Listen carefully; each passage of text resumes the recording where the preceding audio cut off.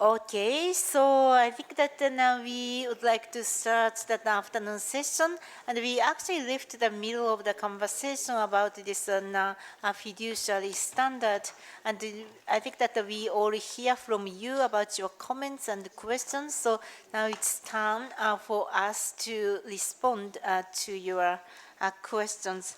I'd like to invite the Francois and also the team, and if needed, from Trustee and then our lawyers. So let's give him. Right.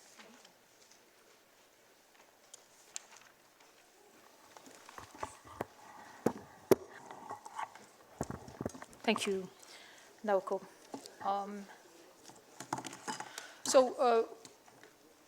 We had many reactions, some small questions of clarification. I propose to start with them, and then some questions of formulation that are more delicate that I will follow up with. So among the small points requiring qualification, there was a question about whether or not there will be an independent evaluation of agency compliance following the self-evaluation of agency compliance and when and how that would happen. In other words, it's a question about the timeline for the timeline and process for the compliance process. Check.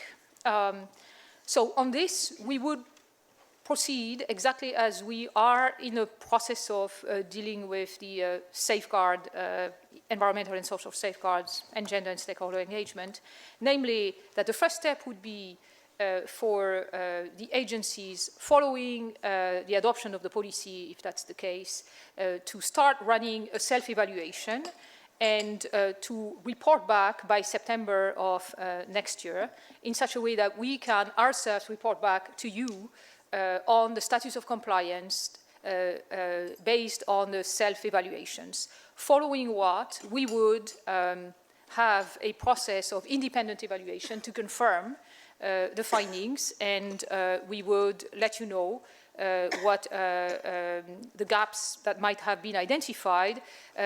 To every gap would correspond an improvement plan, exactly as we're doing on safeguards, which would be time-bound, with the view of bringing into compliance agencies that might have gaps with standards. So this is laid out in the policy and, in fact, in the decision itself, but that's the idea.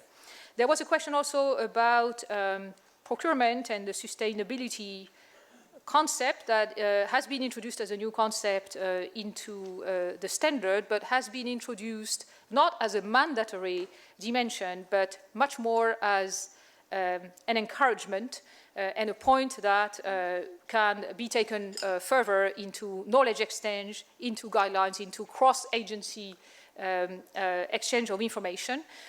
The reason why it's not mandatory, it is because it is not mandatory in most of the agencies' approaches at this point, and there's no obvious standard to follow on this. But given that we are the GEF, and we certainly care about sustainability more than the average, we would like to see through that encouragement that a virtuous cycle of exchange of information so develop, so that we can indeed maybe in the future be leading the industry in this respect. So that's the determination through consultation that has happened.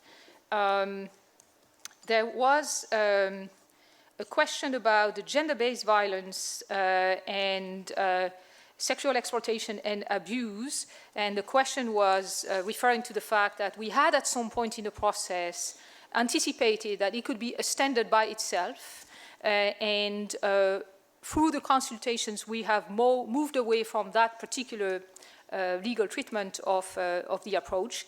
It's indeed, of course, a standard which is, or an expectation which is at par with fraud and corruption as a serious operational risk in development projects and program, and with partner agencies who are implementing our program.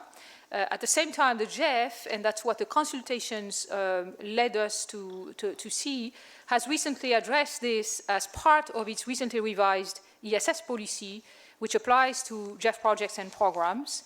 And in light of the consultations we had with the agencies, it was decided that these updated provisions adequately address the issue and that we would have partner agencies build experience implementing the new safeguard requirements, which is under focus right now and is a step ahead of the fiduciary policy. So that is the legal treatment that was retained in the end. There was a suggestion by Japan concerning the mention of co-financing in a very selective way as part of reporting requirements, which we think would be welcome and that we could probably accommodate. That's another point.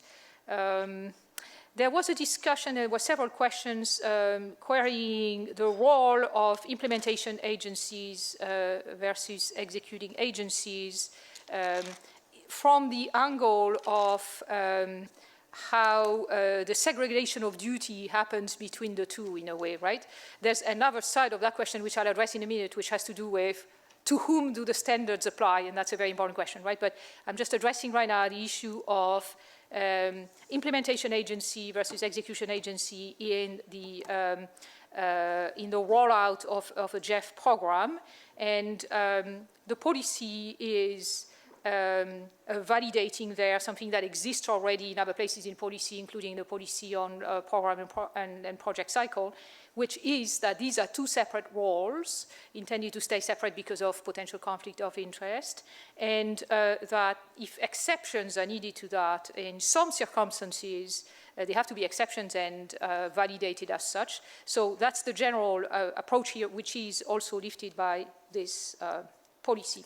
Then there was a question about, we mentioned international standards, and they don't apply directly in the context of this policy to constrain. They're not an explicit legal reference that constrains the legal environment of any agency or the GEF. So that's one point. But somebody asked, what kind of international standards did you take into consideration as you endeavor to assess the gaps and in a way set the horizon point of updating this policy within global evolution? Examples would be the following, just for your knowledge. I mean, on procurement, we did use as a knowledge reference point OECD methodology for assessing procurement systems.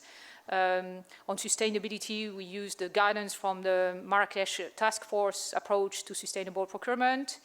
On investigation, we use the uniform guidelines for investigation of the Conference of International Investigators, etc. Right? So there's a body of works that exists there that guides organizations who are trying to bring their policy and standards to higher standards, which are, again, not binding here, but have guided the knowledge process of setting an ambitious horizon point for this update. So those were the small questions.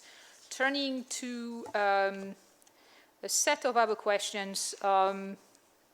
So you queried how the new reporting procedure on cases of misuse would work in practice. There I have to refer closer to the document and to some of the insertion and suggestions that have come. So the paragraph 7F currently requires agency to report in a timely manner, is the language, to Council of cases where there had been a finding of misuse of funds. And we are proposing, in line with your suggestions, to change it to the GEF partner agency notifies the GEF Council through the Secretariat and with a copy to the trustee when the agency determines that GEF funds are not being used or have not been used for the purpose for which they have been provided. That would be one way of dealing with the suggestion on this. On paragraph 7F as well, there was a suggestion that the sub-bullets there also require agencies subject to their requirements of confidentiality to report to Council promptly through Secretariat of cases taken under their formal review. Promptly has raised a number of questions, and we are proposing to remove it. There will be annual reporting of statistical information of cases. Statistical information meaning that we might not be able to provide more information than the agencies themselves, subject to their confidentiality rules, can share with us. And that might mean that we get a number of cases, for instance, and in some cases we get a little more, maybe the country, or maybe, but not necessarily much more than that. But each agency, subject to their own confidentiality rules, would provide us what they can provide us, and we would in turn report to you on that basis. So the last point of how that would all work is that by a notification that would go from Counsel, from us to Counsel, to Secretariat, from Secretariat to Counsel by email, once that information has been shared with us and past the point where the agency has taken a view that this information can be shared and is indeed substantiated. On the new reporting procedure still, there were suggestions on how to improve language, on timing and clarity. So that's back to the point I was mentioning earlier, and it's very specific. To improve the clarity and to ensure no delay, which I understand is the intent of the request, it was suggested to replace the word in a timely manner with immediately, and to delete the word promptly. There are reasons for which it may not be as simple as that to deal with it, because there is agency procedures that have to also be respected in the process, so that's a legal requirement, and agency procedures are different for each agency. So the language that we retain in the end has to cover for that possibility, and when is a way to deal with this. Yeah. So we agree with, I think it was Peter's suggestions that these are important points and should be referenced, and therefore we would delete the bullet dots and insert numbers instead. So that is certainly accepted. We believe all the good suggestions above are in line with something that can, and in line with the coherence of the document, and can be accepted. There was another question around the point of what do the words "in accordance with its policies and procedure" mean in bullet I in 7F. So that was a very specific question, but it was legal and language questions. So from our standpoint, this refers to how an agency determines whether a claim is credible and subject to formal review. It does not refer to the requirement to report.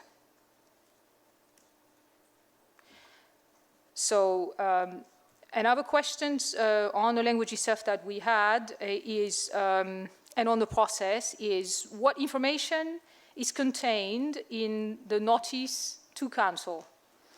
For the reporting of new cases in 7F, first bullet, the agency, as proposed in the policy, provides information as far as it can, subject to confidentiality. This could, as I mentioned earlier, include reference to the project and the country, but not necessarily depending on confidentiality rule. For the annual reporting, this will be aggregated in statistical information on all such cases, and we would propose in the first annual report on this matter to ask agencies to report on the caseload of existing situations. Thereafter, we would report on perhaps the new cases coming in. Now, another set of questions gravitated around misuse of funds and what to expect of the different parties involved in this matter. The revised document clarifies roles and responsibilities in the 3 paragraphs that have been added, including the role of the trustee and their authority under the financial procedure agreements. The new reporting procedure establishes the flow of information, as just discussed.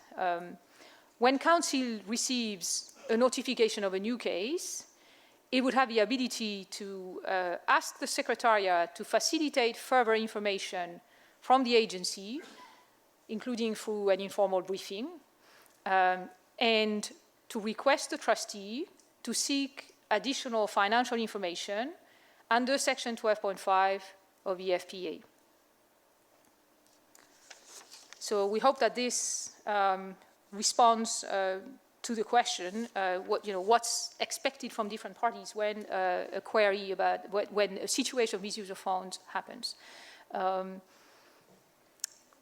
Now, there was a bigger discussion on the proposal, on a proposal to adjust language on application of standards to executing agencies.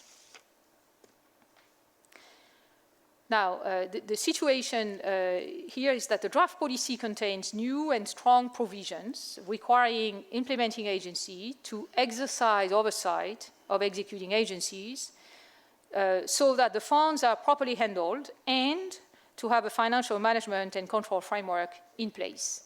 This is the treatment of this dimension in the policy.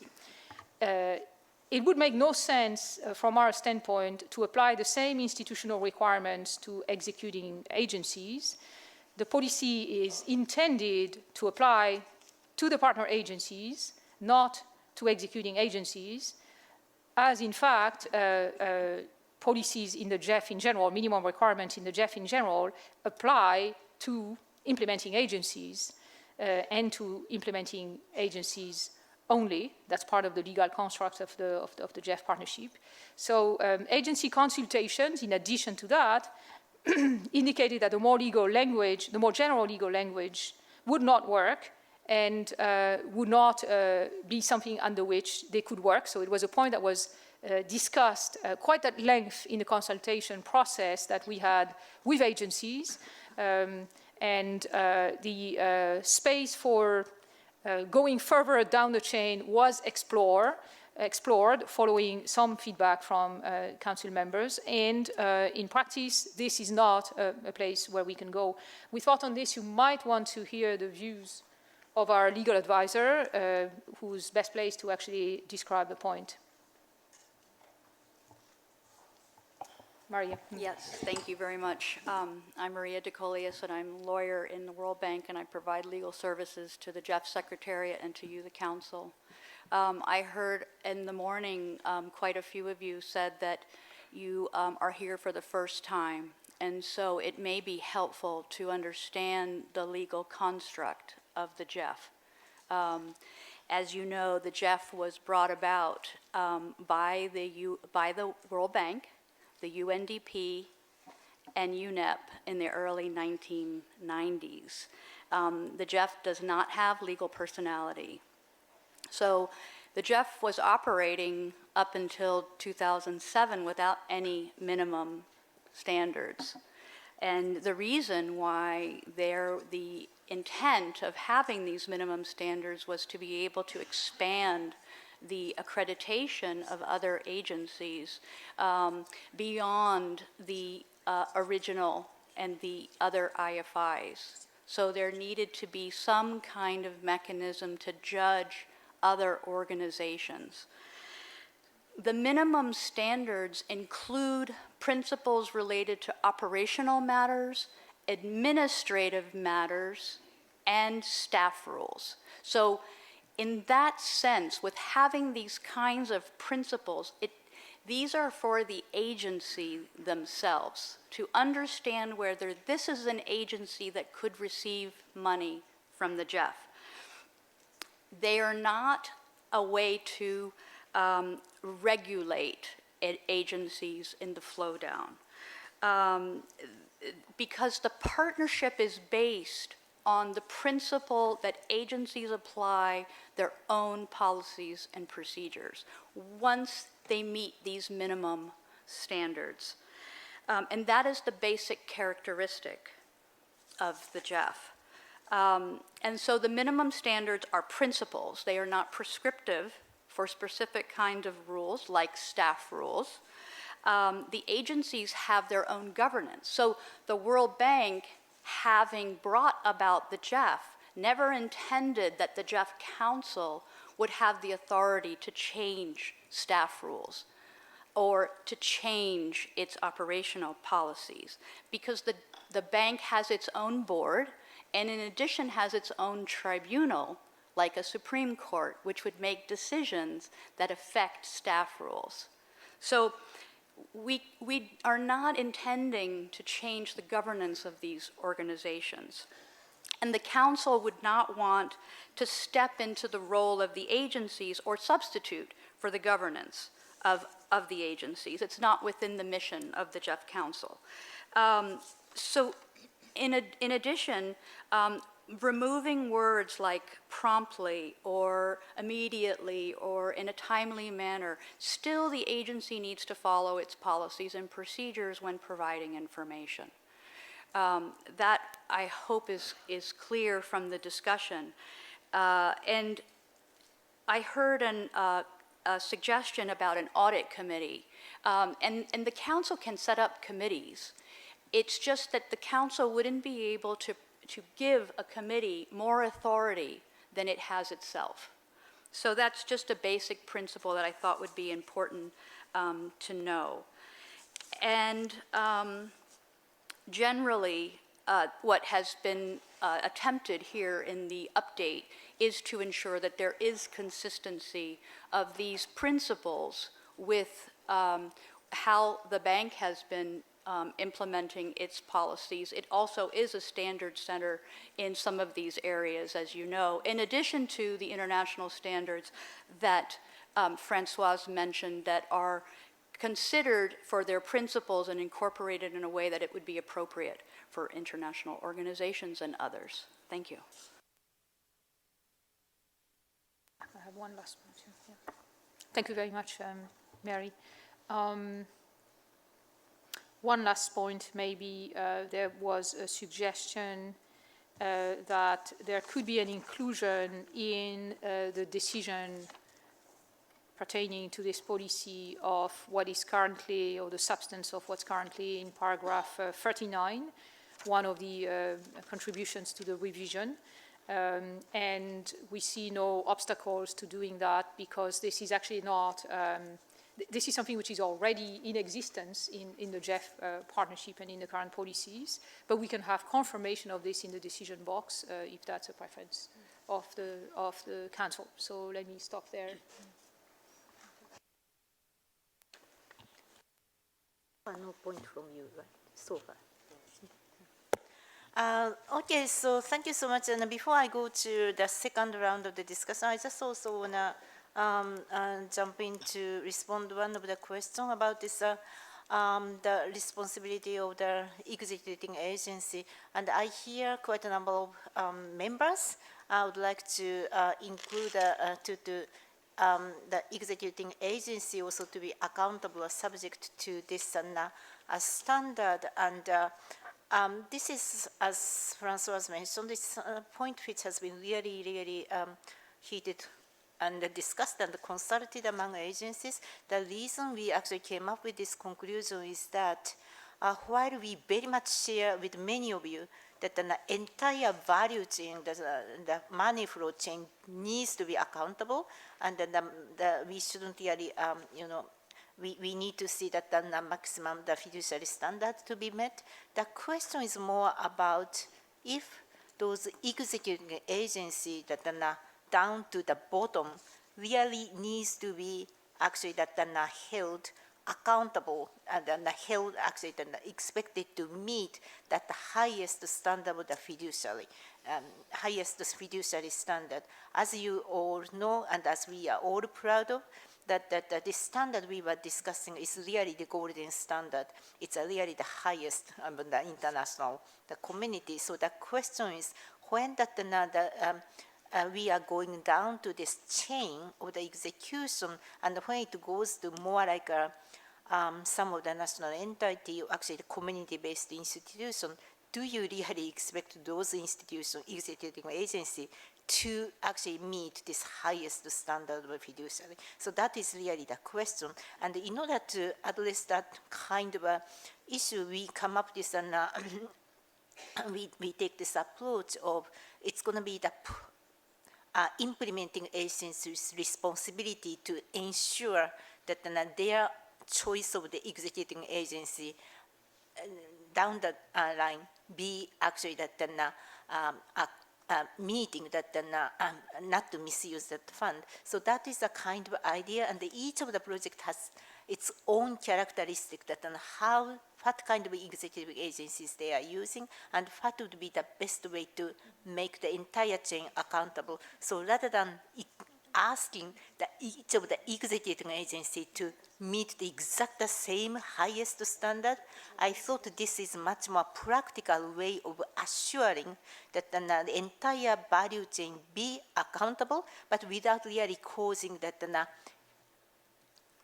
impractical, imposing that unrealistic burden on the executive agency. And if we really try to do it, our fear is that there would be no executive agency and everything will be implemented by implementing agency. So there may be no separation of the implementing agency and the executive agency. And it's going to be, we were all worried about this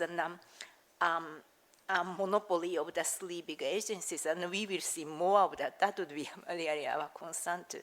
So that this is actually the balance we try to strike between this and how to keep the fiduciary standard, but at the same time also try to be practical about knowing that the difficulties of implementation down the street. So that is the reason why we come up with this the solution. So that I just want to brief you that why it comes up with this one. Again, that our goal is same, that we want to make sure that we don't want to see that the GEF money not be misused, but there will be maybe practical way of assuring it. So that is why that we come up with that. Just one additional comment to it. So now I have two flags that one is Marita, very patiently, so that hey Marita, you could come in. Thank you, and thank you, Francois, for the responses. I have a concern regarding the proposed change for 7F. I'm not sure it will meet our need of having some form of alert to the Council. Because if I understood you correctly, it would the language you propose would be that the Council will be notified when an agency decides that the GEF funds haven't been used. But it sounds like this is actually much further down the line of a review that when you actually know more or less the results. So to me, it would be better if we could have this alert concept as part of the language, and maybe say something like that when an agency determines to take forward a case for a review, because we would like to have an alert at a very early stage and not having any details at that stage, but be alerted that there is a case going forward. And on the paragraph 11, it sounded like the proposed language is actually weakening the existing text. Thank you. I want to follow up also on paragraph 11, it sounds like the proposal to remove prompt, and if I understood correctly, you would add something on annual reporting. It's well, at least maybe you can repeat the proposed change, because to me it sounded like it was a weakening of the text. Thank you. So I think Carola first or Apana first? Sorry, Carola first. Yeah. Thank you, Naoko, and thank you to all behind the table for their responses and explanations. We are indeed not trying here to change anything in the partner agencies, but we're trying to secure a good flow of information. And that's I think, what the discussion is about, and I'm happy with the changes you proposed on the issues of in a timely manner and promptly. But I'd have a few additional requests. We now have determined that the Council, through the Secretariat, will be informed when an agency has taken under formal review something. This is much of a one-off. So what I would want to add is that there's a bullet saying, like, the GEF partner agencies keep the Council, through the Secretariat, fully and continuously informed of relevant steps taken in such cases, so that once a case has been reported to us, we are kept informed of what are the next steps. Before lunch, I think Lauren suggested to maybe lay down the procedure in an annex, and I still think that that's a very valuable suggestion, so we could add the procedure to be followed in these cases is set out in Annex 1 to this policy, and then you'd add the procedure. Then on the text of the decision, it now says that the Secretariat will share with us for information the self-assessment. So in the decision it says the Secretariat is requested to consolidate the assessment reports as an information document for submission to the Council. Here I would like to add a sentence saying that we will refer to it at this meeting in December 2020 in order to reinforce the policy if deemed appropriate and needed, so that it's not only for information, but that if we feel that it's needed, we can take extra steps. And then finally, thank you for the indication by Françoise in the very last moment to include the information from paragraph 39 of the document in the decision. That's very welcome. Thank you very much. I noticed that the text in paragraph 39 very much focuses on extra information and only very, very tinily mentioned the option of asking for an extra external audit by the partner agency. I would like that to be taken on board in the decision text. Thank you. Aparna?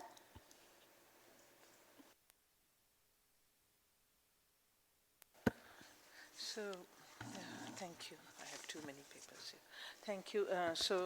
Thank you both Nauko as well as Francois for clarifying some of these points. And I would first of all make a request that regarding the flow of information in the case of misuse of funds or allegations of any fiduciary deviation, whatever changes are now proposed in the text may kindly be circulated, just those paragraphs that will help us to sort of digest it and understand it. That is one. Second, I personally like to keep the resolution crisp and refer to the text as far as possible. So that is something that maybe you would like to have a look at, and how you can keep it crisp, the resolution itself.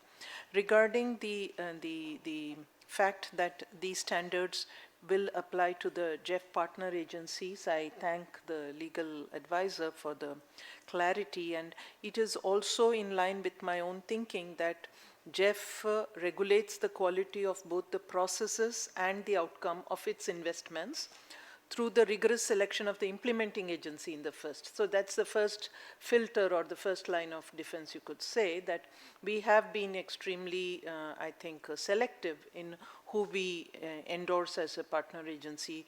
You know, many of the national agencies have been requesting to be considered, but for various reasons we have been very selective in that. And that is very different from the model followed by other climate financing mechanisms. So I think we already have a strong filter at that stage. And the second is that we depend on the implementing agencies, which we now call partner agencies, to have the highest standards and also the capacity to exercise oversight. And that is why I think that the paragraph that deals with oversight of executing agencies is strong and we should take a review after maybe 2 or 3 years or maybe 2 years to see how it is functioning and whether any strengthening of this standard of oversight of executive agencies or entities would be warranted if we find that there is some loophole or weakness that precludes this kind of an effective oversight. But at this stage, I believe this standard 3, oversight of executing agencies, should give us comfort.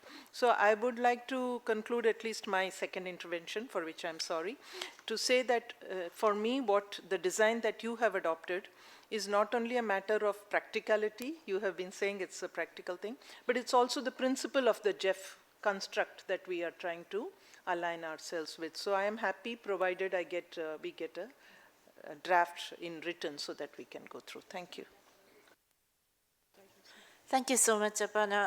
I have 2 more, that Matthew, followed by Peter.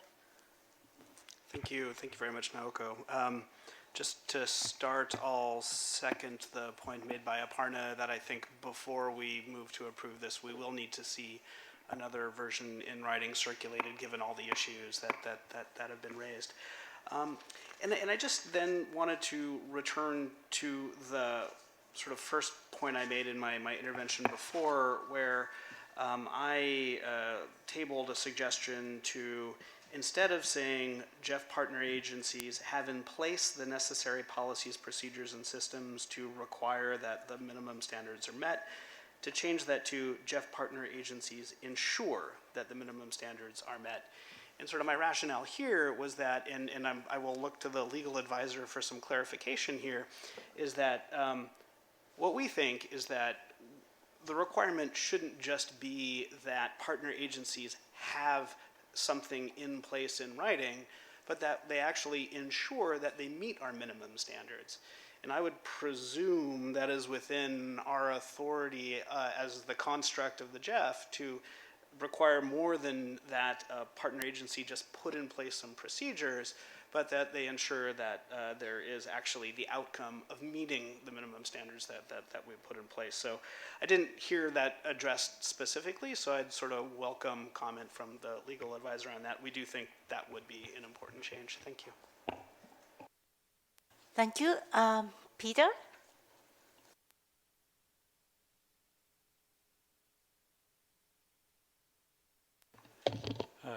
Thank you, Naoko, and thank you, Francois, for the additional information.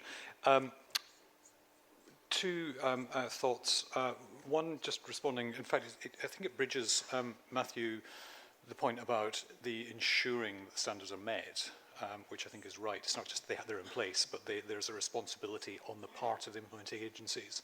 And I think that goes actually, Aparna, to your point about the oversight, which you're correct. I mean, it's in there. Maybe that could be strengthened perhaps by taking Matthew's suggested language, but having some come back to Council on a regular basis about the effectiveness of the oversight. So maybe, once every replenishment cycle, an audit of oversight mechanisms. So something that gives the Council additional assurance or reassurance that the stick with the sort of full supply chain, that as we delegate down the responsibility to the implementing agency, that we can see there is effective oversight on their part for the next step down the line. So that may be a way of strengthening that importance of the oversight of the executing entities. The last thing I just wanted to mention, I apologize for not thinking of this in my earlier intervention, but if we are still drafting paragraph F, and this partly, I think, responds to Marita's point about the alert, it may make sense to think about this perhaps in a chronological order, and that the first point under paragraph F should be when the agency has taken under formal review an allegation. So that's the first alert. That's the first thing that could happen. Because without that happening, you're not going to get a determination. So the second substantive point could then be what's currently paragraph F, substantive, which is the determination. And then the third point within paragraph F is the annual review. Just from a logical point of view, it may make sense to say that the first thing we expect is if an agency decides that there's something worth investigating, we want to be alerted. Having opened the door to the investigation, we want to know immediately or whatever, when the determination has been reached, recognising agency processes. And third, we want over and above that the annual reporting. So just from a sort of chronological, logical perspective, it might make more sense to structure them that way. Thank you so much. Just in response to, I mean, it's a great suggestion. Maybe there's some of the confusion is this a chronological issue. To me, the first entry point is substantiation by agency of those suspicious cases really is credible and worthwhile the formal review. And without that substantiation by agency, we really will not be able to move. But once the agency substantiate that it's worthwhile moving forward or moving to the formal review or whatever review, then they will actually inform us. Then we will be able to actually to share that information with you. So meanwhile the agencies go to this formal review. Then then request is we would like to be kept informed. Then of course after that decision we all come to know. But I think this is maybe there is maybe confusion about this substantiation or determination. Determination is not really about the case, that the conclusion. It's more like an agency's decision to let's go for the formal review. That is the word of maybe determination or substantiation. So that was actually the issue. So that the question is that yes, you would like to be alerted earlier. Yes, we would like to, but that we just need to wait for the formal decision by the agency to substantiate the case, and that is actually the point. Then then they will go for this review process. Then we will keep actually updated. Then after the decision, they will actually let us know. So that is a kind of thing that we were talking about. Then the word is promptly or the immediately or when. It's really to me it's really immediately, and whatever language they use, because once they determine to take us on a formal review, there is nothing prohibit them from telling us, and nothing prohibit me to telling you. So that it's really it's more like an instant kind of thing. So I hope that we will clean up the language to make those kind of chronologically clear, and we'll let you know that circulate one more time, so that if there is enough clarity in that decision document, so that that will be maybe. We'll come back to you, the new language. About audit committee, that we really didn't discuss that, but Council has already created, for instance, ethics committee, so that it's entirely possible. But in this case, it's more like a Council decision, not necessarily Secretariat decision. And when you created this ethics committee or whatever committee, you need a TOR and the Council decision, and we don't have anything like that. So I think that I encourage you to actually come up with either TOR, and then maybe we can discuss that, if not this council, but maybe that the next council. So is this something you have in mind? Okay. You're asking me, Naoko, since it was my suggestion? It's not only you, that some other people agree or support your suggestion. I just want to make sure that we don't want to leave it undiscussed. So if you remain interested in this audit committee idea, that we will not take the lead. That's what maybe I'm saying. That so it's going to be more like a council members lead on a decision to create that committee. Then the responsibility to create the TOR and bring it to the council decision will follow. But I very much look forward to your leadership, so that. So we would be happy to consult with the rest of the council and see if there's interest, and if there's interest, see how we would collectively come up with a TOR that we'd propose to the council. So we're happy to take the initiative to consult with everybody and see if that's something people would like to do. Apana? I would second what Matthew has just said and others have also talked about, but I wanted only to be clear that there is no legal bar to the council setting up an audit committee, because in any case the annual audited statements are coming to the council. So what I heard was the council can delegate those functions that it enjoys. So there is no bar, right? Because we do this work and then at the end of it says, sorry, you don't have the legal competence. Actually, my understanding is that this committee is not just a typical audit committee. It's something more like what Peter suggested, and to take the more like he used the word political lens. So that it all depends on the TOR, what exactly that committee wanna do, and then that we will come back to you that it's actually legally possible or not possible. So it's more like a subject to the future discussion. Yeah, Peter, do you wanna come in? Just simply to note that I think we should do this, and it would be useful to capture that in the record of the meeting, that the Council has decided to explore the option of developing or setting up or establishing, whatever the words might be, an audit committee. I think we should find a way of recording it, whether it's in the summary of co-chairs or somewhere. Okay, thank you so much. So with that, we will come back to you that some cleanup language for the circulate to you for your consideration. Maybe hopefully by the end of today that you will see something from us, or maybe overnight. So with that, we would like to move on to the next item. It's still with us. It's a compliance of safeguard policy. Francois, are you ready?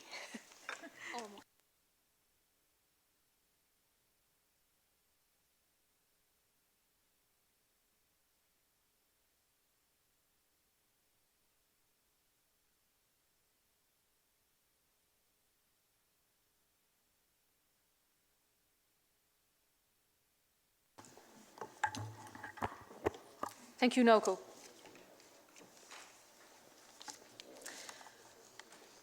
So we're now focusing on the report on the assessment of GEF agencies' compliance with minimum standards in the three policies on environmental and social safeguards, gender equality, and stakeholder engagement.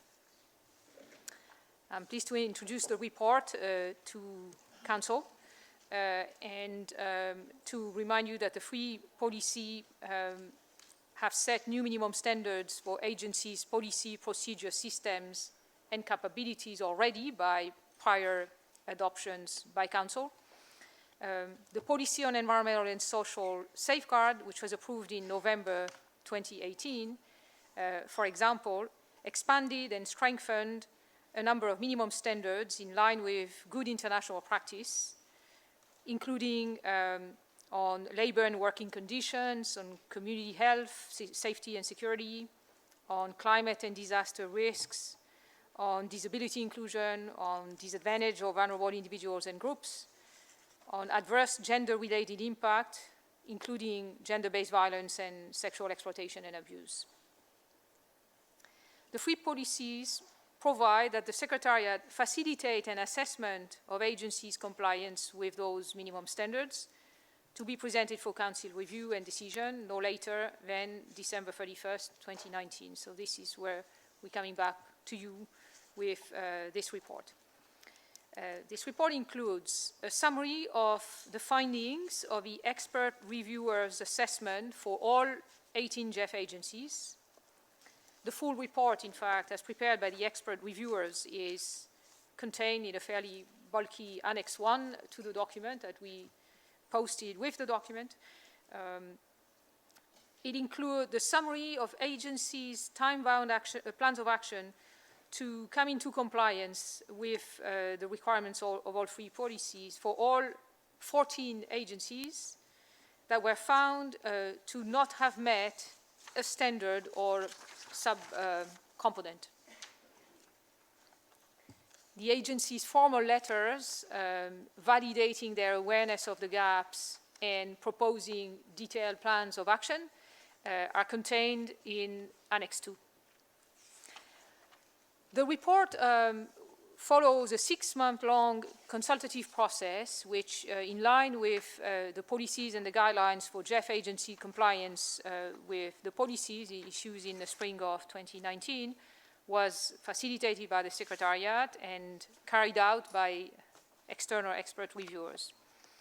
The findings outlined in the report have been established and validated through an iterative process, including both bilateral consultations that happened between expert reviewers and individual agencies, and also by collective discussions with all agencies organized by the Secretariat. Most areas of non-compliance, as identified in the report, are agency policy gaps related to some of the new minimum standards set out in the GEF policy on environmental and social safeguards, including the new ones, or centered on the new ones: labor and working conditions, community health, safety and security, climate and disaster risk, disability inclusion, disadvantage of vulnerable individuals or groups, and adverse gender-related impacts. In all cases where the expert assessment found that an agency did not meet one or more of the minimum standards, the agency did submit a letter outlining their commitment process and plan of action, as well as a timeline to address identified gaps and to achieve full compliance. Under the provisions set out in the three policies, it is recommended that Council decide that agencies may continue to seek GEF financing while they are in the process of implementing the time-bound plans of action. Until all agencies have met all minimum requirements contained in the policy, the following reporting mechanisms will happen. Agencies will provide updates on the progress of their plans of actions to the Secretariat at each Council meeting. And the Secretariat will track and review these updates and re-engage expert reviews as needed to assess whether agencies have, in the end, achieved compliance, and notify Council when agencies have met the commitment set out in their respective plans of action. Thank you. Thank you. So I would like to open the floor for your comments and questions, please.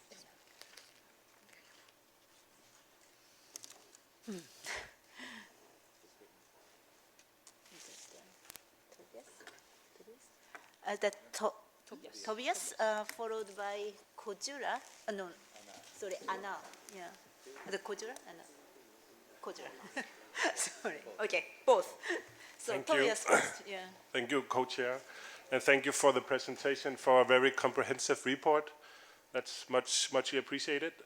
We are pleased to know that almost all agencies are found to be fully compliant with the minimum standards of the gender equality and stakeholder engagement, and that's really positive.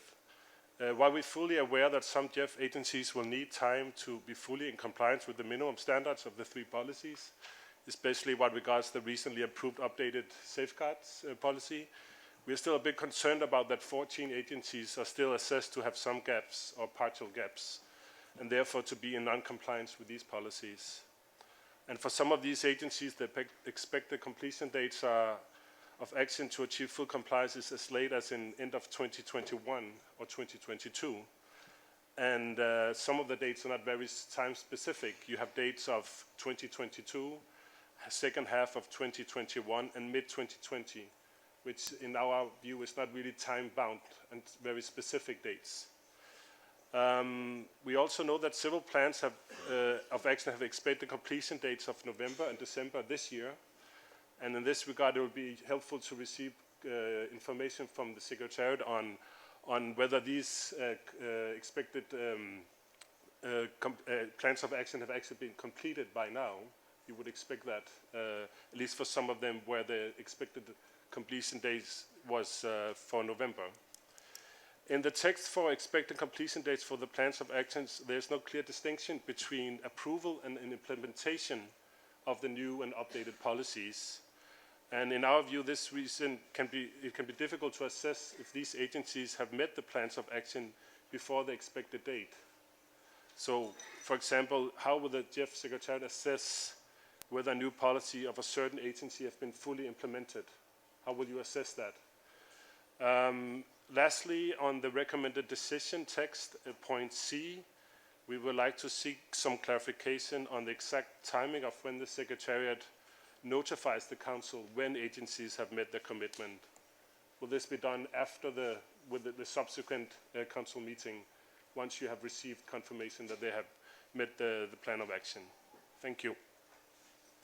Thank you. I want to call on Anna, followed by Kojura. Oh, did I make it wrong? I'll go first this time. That's okay. Thank you. Thank you. Canada is very pleased to see that the GEF has initiated the process of assessing agency compliance with the minimum standards for environmental and social safeguards, gender equality, and stakeholder engagement. We note that there is a wide range of proposed approaches to address the issues revealed by the assessments. While many agencies endeavor to address their shortfalls in the year 2020, as we've already heard several times, there were a few that will not be fully implementing their changes until 2021 or even 2022, and we believe that this is too long of a time frame and would request that this be done in a more timely fashion. With respect to compliance with the environmental and social safeguards, we are concerned by the low level of compliance that the assessment reveals. For example, 11 agencies had gaps on 5 or more of the environmental and social safeguards. In addition, given the focus of GEF projects, we were struck by the fact that 10 agencies do not meet the minimum standards on resource efficiency and pollution prevention. While we are pleased to see that overall compliance with gender equality minimum standards was high, we see clarity on how this relates to results. Specifically, GEF's 2017 Gender Equality Policy highlights that analysis conducted by the Secretariat reveals that the inclusion of gender-sensitive indicators in project results frameworks remains highly variable across GEF projects, and that many projects still do not systematically report on activities, progress, and results on gender equality in their midterm reviews and terminal evaluations.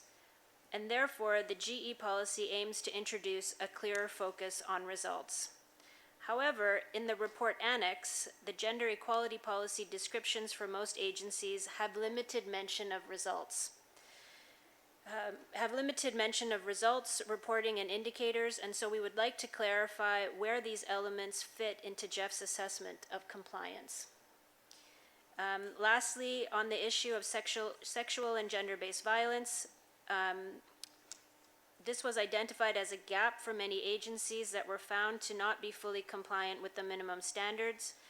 From our perspective, there is a need to reinforce the importance of looking at the prevention and response to SGBV in tackling environment and climate change issues, especially as climate disasters have been shown to increase SGBV, including sexual harassment and violence, domestic violence, sexual exploitation of children, and human trafficking.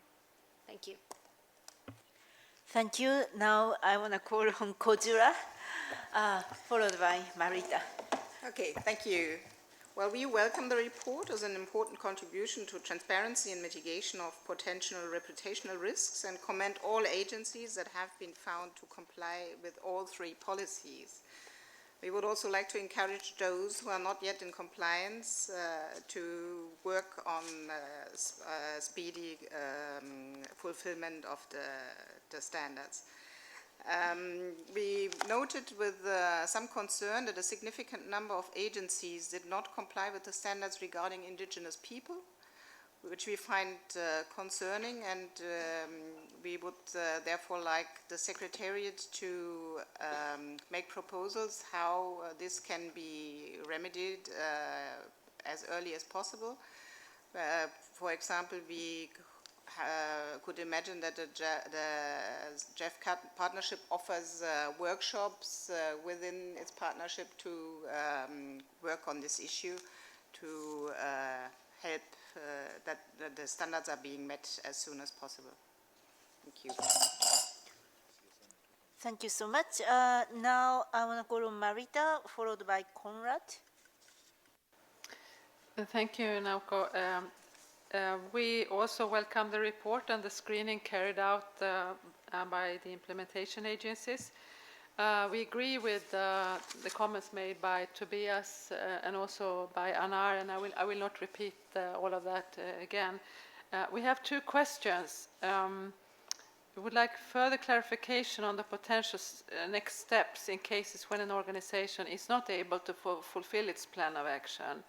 We would also like to know what is a reasonable time frame when it comes to completion and financing, because we were wondering about in the cases where you have very long implementation plans, is it really reasonable that you can seek financing during that entire period? I think this is a question of interpretation. Thank you. Thank you. Now I will call on Conrad, followed by CSO Network. Thank you, Chair.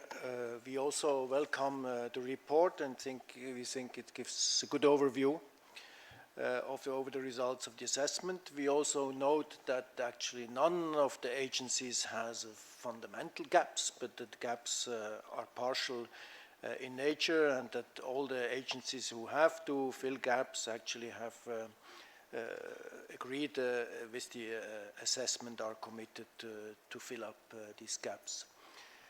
Against this background, we are also a bit concerned with what has been mentioned by previous speakers, that some of the agencies would need 2 or even almost 3 years to have their plan of action implemented. Considering that gaps are partial in nature also, we think that should be done quicker. But there's one additional point which is of concern to us, and we have already raised it actually when we were discussing at the last 2 council meetings about the updated policy on environmental and social standards, and that's the question of capacity and quality of monitoring of compliance. Actually, this assessment is only covering the question of whether the agencies do have the standards compliant with the minimum standards of the GEF. But this assessment is not looking into the question as to whether the agencies have the capacity of monitoring the implementation of these standards and compliance and the quality of such monitoring. And this is something that remains open. Also the question, are systems of sanction in place, or systems of action in case of non-compliance? In the end, the proof of the pudding lies in the eating, and any standard is only as good as its implementation and the capacity to react in case of non-implementation or non-compliance. So what happens if standards are there, but if it cannot be ensured that they're being implemented? What happens if non-compliance is reported, be it by an agency or even by a non-agency stakeholder? We think these are also questions that need to be looked into further, and we would be very happy if the Secretariat would address this issue. Thank you. Thank you so much. Now we hear from CSO, followed by Yoshitomo. Thank you, Madam Chair, and thanks the council members. Before presenting the statement, I would like to introduce myself. That is FCSO Network. We had the election, and I'm the elected as the elected chair attending here in the meeting. And near me, we have our vice chair. So we want to complement the initiatives of the government, and we will try to find the best way to see where the opportunities. So kindly give us the opportunity to engage as we are engaging at the global level, at the regional level, and also at the country level. So we wish to make our all possible efforts to make it happen. Thank you. And then second, we know the time is very tight, but this is the only time we can talk. So in the morning, we get, like yesterday, we had the consultation. I would like to recommend kindly there should not be any parallel sessions, so the council members can join the CSO consultation. So coming back to the statement on the agenda item 6, We have studied in our groups, and then we have mainly 2 points to raise these issues. Situation 1, each agency determined not to fulfill the compliance in the minimum standards provide updates to the Secretariat ahead of every council meeting on the progress in implementing their plans of action according to the timelines set out in those plans until they have completed the implementation. So it means they want to report when the project finished. So our concern is if there is something to improve and then this report comes at the end of the project, then there is no opportunity to improve. So based on that, our recommendation is the GEF partner agencies should develop a matrix of the minimum standards that defines when and under what condition which term of the policy should be followed and report the council accordingly. It means there are some terms need to be followed at the beginning of the project, and there are some during the project, and there are some at the end of the project. So they can report accordingly. At the beginning, if it is clearly defined good start, then there will be the good end.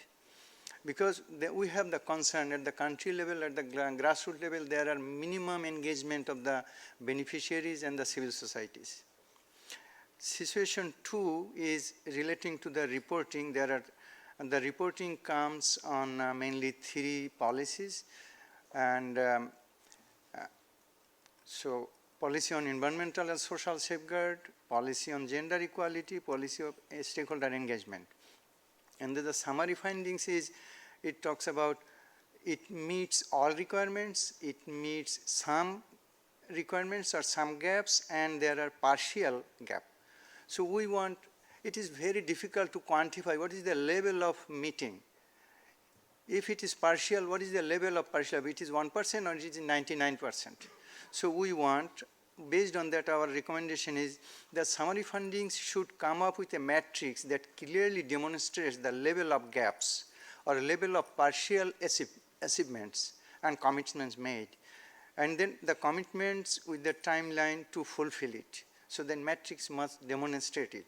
Under this condition, we request the Council to allow the review and to update the report and resubmit for approval again. Thank you very much. Thank you. I want to call on Yoshitomo, followed by Ben. Thank you, Madam Co-Chair, for giving me the floor. Just like previous speakers, I'd like to welcome the Secretariat for coming up with this report, and also welcome that there are time-bound plan of action devised by the agency who have been identified as in non-compliance with certain policies. But having said that, in order for me to better understand the issue, being a newcomer to this council deliberations, I'd like to pose some 2 questions to the Secretariat. Number 1 is that given the fact there are quite a number of agencies who are identified as in non-compliance, what would be the impediments for these agencies being compliant with all these policies here? That's one question.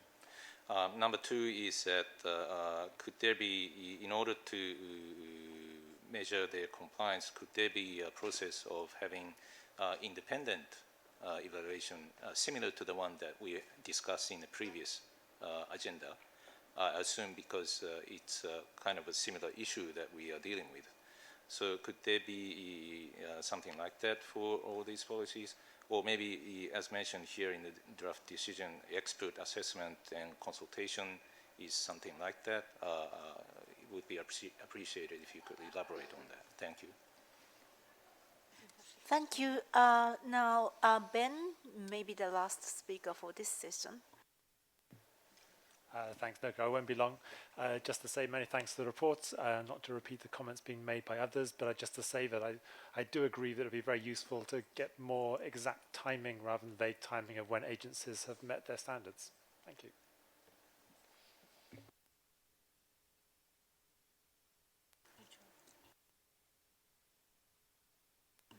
Okay, thank you so much. Now I would like to ask the team to respond.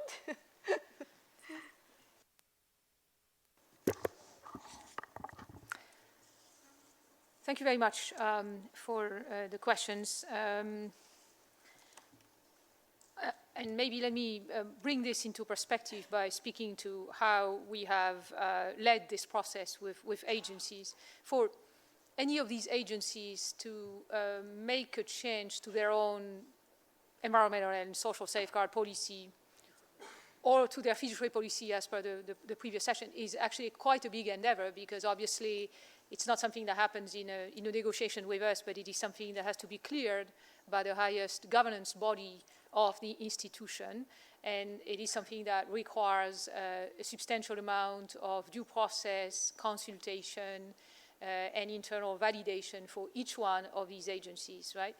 I think it's important to remind Council of this, because it can take anywhere between 2 and 4 years for an agency to make that happen.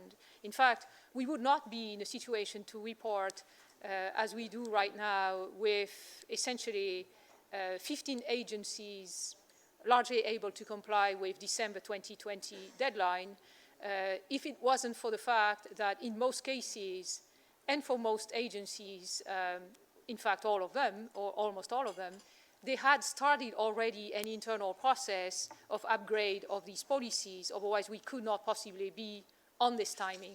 So the reason why, and I'm addressing here the point of, a disappointment which I hear coming from Council, and I understand the expectation and the ambition, the disappointment that the adoption of a policy cannot yield to immediate compliance on all chapters by agencies is linked to that factor. And we, in this case, are in fact helped by the fact that there was quite a lot of work going on within agency already on those chapters, which has advanced the process of adoption of new and more ambitious standards, that there is enough international congruence in terms and harmonization in terms of the direction of evolution, that typically they were working on a good proportion of those directions already, and therefore we have facilitation here. And on their behalf, I would remind that they cannot, as they try and strive to give us a date, they cannot commit their higher governance body into commitment here, and it just is not feasible for us, for them to give us a firm date on this. So what remains, I do believe they are doing their best, and we've had an exceptional amount of collaboration in this process, considering the difficulty of the endeavor and the comprehensiveness of what we're checking. I think the whole package probably testifies to that if you go into the details of it. And so I think we have to respect the fact that they might not be able to give us a date. We have to respect the fact that they are trying in many of those cases to expedite the process. They will be subjected to reporting on a regular basis as long as they're not in compliance, and we will be subjected to reporting on the same point to you, because it's only fair to have it that way. We hope they can get in faster. The 3 agencies, and you will have read the report, which cannot guarantee compliance by end of 2020 are the Asian Development Bank, the African Development Bank, and the Inter-American Development Bank. And if there's fuzziness in the date, it's linked to the governance point that I have mentioned. So the prerogative of Council in the end is to pass a view, either now, if that's the wish, or upon further reporting on compliance a year from now, on the opportunity or not to attach consequences to this lack of compliance. And that avenue, when somebody asked what happens if there's no compliance, that prerogative remains with Council, clearly. And if you were to note either signs of development in the right direction, or no intent to get there, or non-compliance with the improvement plans that have been laid out, that would remain the prerogative of Council to take a view on consequences a year from now. But I think given their constraints on governance, that's how we have to think about it. How do we monitor implementation was another. So that was one big area of question was on this. Maybe let me add a couple of points on this because there are questions on the extent of gaps and capacity issues, which in a way are related because we all want maximum compliance, able compliance as fast as possible. I think there's no difference here on intent. Most areas of non-compliance are due to what our external expert has qualified as partial gaps or new emerging safeguard areas. And so these partial gaps have to be filled first at the level of policy, but they also, as rightly pointed out by a number of commenters on this, they have to be filled at the level of capacity and behavior, because that's what we want, right? For which there is certainly more that can contribute than the establishment of an improvement plan. I think it's extremely important, and we know it's a process of institutional learning that takes time for every agency. So we see it very much as our duty in this as well, to facilitate interagency collaboration and to promote and harmonize as much work as possible around these very important safeguard areas. Typically, they are new for all, and therefore, and we're dealing with agencies that are probably the most able in the industry in general. So I think there's enormous knowledge value to getting them together around this agenda, and we very much intend to do that. In fact, we're not just intending to do that. We have started doing this. For instance, in the last agency retreat in October, we have invited staff to run a workshop on climate and disaster risk and resilience. And in that context, we had presentations by some of the agencies as well. The idea being that together, they are cutting edge in moving the industry in the right direction, and therefore they have a lot of new learning to share, and the most advanced or the most able can help the ones that are catching up with an improvement plan. It is very much the spirit of what we're continuously trying to do, but here it has to come even more directly into mobilization. In the same fashion, for instance, we had about a year back invited the World Bank to present its own internal mechanism to address gender-based violence and sexual exploitation and abuse, because they had good practice to share with the rest of the agencies. So we see very much this as a joint capacity building and collaboration exercise in which we will continue to facilitate on the side of the work that is happening on the improvement plans and the reporting. We're actually thinking about the possibility of proposing an e-learning course on safeguards, which, we have this new GEF Academy long-distance learning tool, and that would be one that could, as the ones that we currently have, reach out to people who are preparing projects, both on the government side and on the agency side, far into the partnership. That's probably the best way to mainstream the behavior. So that is the kind of support that we could bring. On monitoring implementation, because that was another body of questions that you asked. Well, first we have a monitoring policy, the 2016 policy on monitoring agency compliance, which sets out the rules and principle to monitor agency and has been since, in fact, updated. So we have monitoring policy anchoring of how we go about monitoring. Each of the policies that we have adopted also includes provision for specific monitoring, including the way and periodicity with which agencies will be asked to document and report on GEF projects. The Environmental and Social Safeguard Policy also sets out a role for the GEF Secretariat in reviewing and reporting, right? So specifically, for instance, on this one, the agencies are mandated to report on an annual basis on the level and nature of safeguard risks. And in turn, the Secretariat will report in due course to Council on the aggregate of those safeguards risks within the portfolio. So the provisions are in there, and yes, it is a practice that has to be developed. There are some dimensions of capacities that we need to work on, and we very much intend to proceed with a collective push on this. And again, I mean, we have a wealth of knowledge and practice within the partnership. So the advantage here is to build on that for further knowledge. That is why, actually, we recommend that the agencies at this point, having shown determination and goodwill, and in fact commitment through the many letters that you have attached in Annex to this document, to put in place the policies and to proceed with implementation on a shorter time frame as feasible. We recommend at this point not to alter the eligibility for approvals of any of the agencies on that basis, but to rely on the reporting that we would bring to you a year from now, which would be very specific and which would be assessed by an external and independent expert again, because we are going to make sure that the full compliance is there, to perhaps exercise the Council prerogative to consider whether or not it makes sense to not have consequences. I would stop here for now.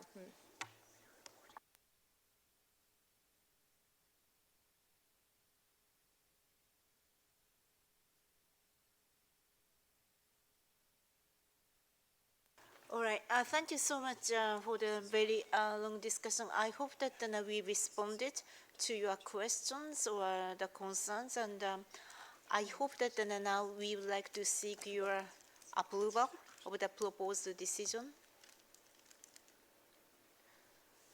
Okay, thank you so much. So the decision, proposed decision approved. Thank you so much.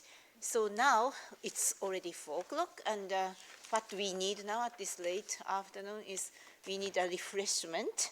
And I'd like to invite Rosina, our staff chair, who is always at the refreshing air, to the council. So I would like to call on Rosina that, as an to refresh to the entire room. So that today's plan and tomorrow is now that we would like to hear from Rosina about 1 hour or so, and followed by actually the discussion of the durability. Why durability is because that this discussion of the durability is very much a kind of joint work between GEF Secretariat and the staff, so that it's really good to have a discussion while the Rosina is here. So we want to finish a staff presentation as well as a discussion of the durability, and that may be the end of today, and we may need to actually to reschedule the work program discussion to the next morning. If that would be okay, that would be the plan. All right, so Rosina, you are on. Fun. Good afternoon. Now it's time for science. Today's wonder of nature, this beautiful fish is called Aphrodite, and it was discovered off of St. Peter and St. Paul archipelago, a coral ecosystem off the coast of Brazil. And the scientists, when they found it, were so excited they didn't even notice that above them was this massive 6-gill shark hovering. But they got the picture for us. And they named it after the Greek goddess Aphrodite, which is the goddess of love and beauty. And as you can see, it's electric pink and yellow and has bright green fins. They live in tiny spaces on rocky reefs, and they live between 13 degrees and 15 degrees Celsius. That's a very narrow range, 2 degrees. Which makes them very sensitive to temperature increases. So 2 degrees, just thought I'd mention that for those of you just returning from the Madrid conference. Here are our more sedate wonders of nature, the STAP. And all of them are somewhere here at the council meeting, although we actually had them lined up for meetings with all of you at this time of day. So if you're there, stand up and you should be able to attach a face to a person. And a special thanks to Jamidu, all the way by the door. This is his very first panel member meeting. He's here as our chemicals and waste expert. And as you see, there's a gap. There's a blue box there. We have a climate adaptation person picked, and we're just waiting for approval. So sorry that we don't have the last picture there. So I hope you'll have a chance to talk to all of those folks. So what I want to do quickly, or maybe not so quickly, is take you through from left to right some of the new science, as always, and in this case on tipping points, 2 recent IPCC reports, Unep submission gap report, and the Global Commission on Adaptation. Then, as always, I want to report back to the Council on our ongoing work, and in particular here, the impact programs. We've been helping with all of them, the climate risk assessment and durability, as was just mentioned. Talk about other elements of our work program that are underway, and then because Council asked me to help you think about what we should be thinking about in the future, some very early thoughts in the lead up to, believe it or not, GEF 8. And the figure on the right is not really a yogi meditating, but that is STAP avidly reading all your PIFs, and it certainly required wisdom of a different kind. All right, let's move on to new science. Let me start by turning our attention to tipping points, I think quite well illustrated by this plane, which is flying over a collapsing glacier in the Wrangell St. Elias National Park in Alaska. And you may have heard that there is a recent commentary in Nature called Climate Tipping Points Too Risky to Bet Against. And that summarized the threat of effects of really large-scale climate changes, how quickly they could unfold, and whether we actually still have any control over them. And you know, I was thinking back 20 years ago to when the Intergovernmental Panel on Climate Change first started talking about tipping points, or what we then called large-scale discontinuities. And we thought those are only possible if we go through 5 degrees C. However, the 2 recent IPCC reports, the global warming of 1.5 degrees and the special report on oceans and cryosphere, suggest that tipping points could be exceeded even between 1 and 2 degrees of warming, and we are at 1 degree today, as you can see at that 2018 bar, so kind of too close for comfort. And the authors concluded that abrupt and irreversible changes in the climate system have become a higher risk now at lower climate temperatures. In the last decade, evidence has actually mounted that these tipping points are getting close, and you all have heard and talked with Johan Rockström at various times. The scientists have identified 9 tipping points, and you know these are coral reefs and ice sheets and permafrost and the Amazon rainforest, the ocean conveyor belt. And recent science says that the ocean conveyor belt has actually slowed down 15% already. We know the Arctic, Greenland, and West Antarctic ice sheets are melting. And Tom Lovejoy, who was here till just a few minutes ago when he had to run to another meeting, one of my advisors and also the previous STAP chair, he has a paper coming out this week on rapid changes in the Amazon. So several tipping points are beginning to be transgressed now already. I wanted to mention the Unep emissions gap report, and actually one of STAP, Salim Ali, also worked on that. This is its flagship report, and as you probably have seen, it warned unless we reduce greenhouse gases by more than 7% each year between 2020 and 2030, which has never happened, an unprecedented rate, the world will miss its chance for 1.5 temperature goal of the Paris Agreement. You know, or another way to look at it is to meet that 1.5 goal, collective ambition has to increase 5-fold over its current levels in the next 10 years. There were 4 questions in this report. What is the trend in greenhouse gas emissions? Well, I think you know the answer to that, up, no sign of peaking. The second is, what will the current nationally determined commitments contribute? Well, that answer is, as you also know, not enough.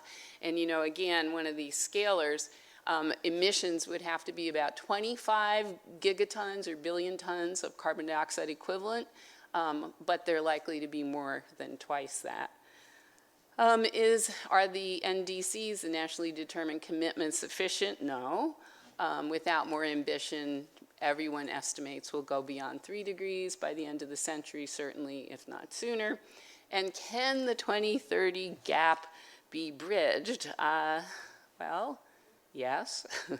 But while there are abundant opportunities for all countries to do so, you know, not for the faint of heart, as this group knows, it would have to be a very concerted, rapid effort. It would really require transformational change, a word that's become embedded into our GEF family in order to support sustainable development. And as you know, it's currently not happening, but we would need power systems to be decarbonized really in the next few decades. Electrification of transportation, energy efficiency is key. So it's still theoretically possible, but as we know, the window is closing. Also, the Global Commission on Adaptation opined since we last met. Naoko, of course, is a commissioner, and I'm a science advisor. And so at the UN summit, they launched this synthesis report you see on the right, and they also started a year of action to accelerate and scale climate adaptation solutions. So one of the things that I noted is the background papers have not been used very much. And so STAP just went off for a weekend, and one of the things we did was read all 29 background papers, and there's a lot of interesting things in there, a few of which I'll sprinkle throughout this report. But the highest level conclusions of the Global Commission on Adaptation are here on the screen, that without adaptation, another 100 million people could be below the poverty line, that global agricultural yields could drop by 30% by 2050, and we know that the 500 smallholder farmers in the developing countries would most likely be the most affected. The number of people lacking predictable water sources could be more than 5 billion, and the cost to coastal cities, $1 trillion from storm surge and increasing sea level rise. But they also found, the Commission found, that overall rate of return on investments in resilience or adaptation, and they use these words pretty much interchangeably, is really high. And so $1 of investment can lead to 2 back, up to 10 back. And one of the best examples, the first one on that list, of a positive return on investment is early warning systems. So even 24 hours of warning of a coming storm or a heat wave can actually reduce the ensuing damage by up to 30%. And so they conclude, as you can see on the very right of this, that a benefit of $7 trillion could accrue, and that is with an investment of $1.9 billion. And they just looked at these 5 things that are in the list on the left. So there are a lot more things that could be considered, and I would argue it'd be very important to develop adaptation benefit estimates for a lot of things that they did not yet have time to do. And as this group knows so well, nature-based solutions actually have great co-benefits and generally lower costs. And that is one area that I think the GEF could really think a lot more about nature-based solutions and adaptation. And so I want to come back to that at the end of my talk. And one thing I would mention, you know, the World Economic Forum is coming up in January, and they are busily estimating the contribution of nature to global GDP. And while the number is not quite yet finalized, it's going to be huge. And so I think it'll be very important to watch increasing attention to this. Just to give you one example, this is a background paper not really reflected in the synthesis report, but the idea that lots of countries have social protection schemes which provide income to the most vulnerable, and they probably are building some adaptive capacity to climate change too, but it's $32 trillion annually. And so if we could think of ways to work with these social protection schemes with climate adaptation priorities. There may be real twofers or threefers that can happen. And just one example that was cited in that paper, the Kenyan Hunger Safety Net program, when it sees an El Nino coming, it makes payments to those that it expects to be affected before they are damaged. So it's actually a very interesting idea. So I just put that out there as something we might want to think more about. And then one other thing, this is showing that STAP's products, there on the left, aligning with the IPBES global assessment, and we heard from Sir Bob Watson last time about that, and all of that aligns with a GEF 7 initiative. So as was strongly emphasized by both STAP and IPBES, Indigenous peoples and local communities really steward 25% of the earth when you think about it. And those lands are 35% of the protected areas, and they're actually 35% of the land areas that are only lightly impacted by humans so far. So those lands are in better condition, they're declining less rapidly, and they're absolutely critical for biodiversity and climate change and adaptation. So strengthening rights and tenure and the capacity of Indigenous people and local communities, absolutely important. So we're really happy and we really welcome the new GEF 7 Inclusive Conservation Program, which has a strong focus on just doing that, your new $25 million program. At the June Council, I also said I would report back on STAP's work on the impact programs, on climate risk assessment, and on durability. So just to remind you what we said we were going to be looking for in the impact programs ever so quickly, we said these are 6 criteria that we think these huge programs must reflect. And I'm happy to say that we have a panel member working with each of the impact programs to ensure that these things are built in, and we're getting a lot of synergy and appreciation from the agencies and the GEF staff. So the first was innovation, and we did a paper on that in the December Council. The second on the top right, barriers and enablers to transformation. If you've read our durability paper, that's built in there. Third, interactions and trade-offs. And we are actually working on a biodiversity mainstreaming effort and on chemicals and waste, which will have some more ideas on how to evaluate trade-offs and interactions. Multi-stakeholder processes, I'll say more about that, but we just held a workshop out at the Gordon and Betty Moore Foundation with GEF agencies and lots of other folks. Theory of change, in case you haven't found it yet, we just released a new paper on theory of change for this council meeting. And then monitoring, evaluation, learning, and knowledge management. You hear me say this at every council meeting, and we presented a STAP paper back at the GEF Assembly in Da Nang. So these are the 6 elements that we think absolutely have to be built into the IPs, and that's how we're screening the IP work. And this is going really well, actually. So just quickly, the 3 IPs, Falur, Drylands, and Cities. Dr. Blake Ratner is working on Falur. I don't know, Blake, wave if you're in the room. Graciela Metternich is our Drylands expert. And there she is. And Salim Ali is our cities. Yes, everyone's here. That's great. So, and the entire staff is happy to talk about any of our products as well as the IPs. All right, let me move on to climate risk screening.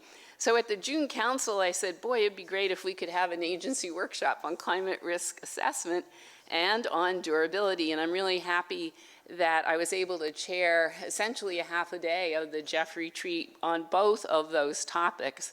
So you may recall that back in June, STAP issued guidelines on how to do climate risk assessment. And just to remind you, this is something Council has wanted since 2010, so we're really glad we're finally getting around to this.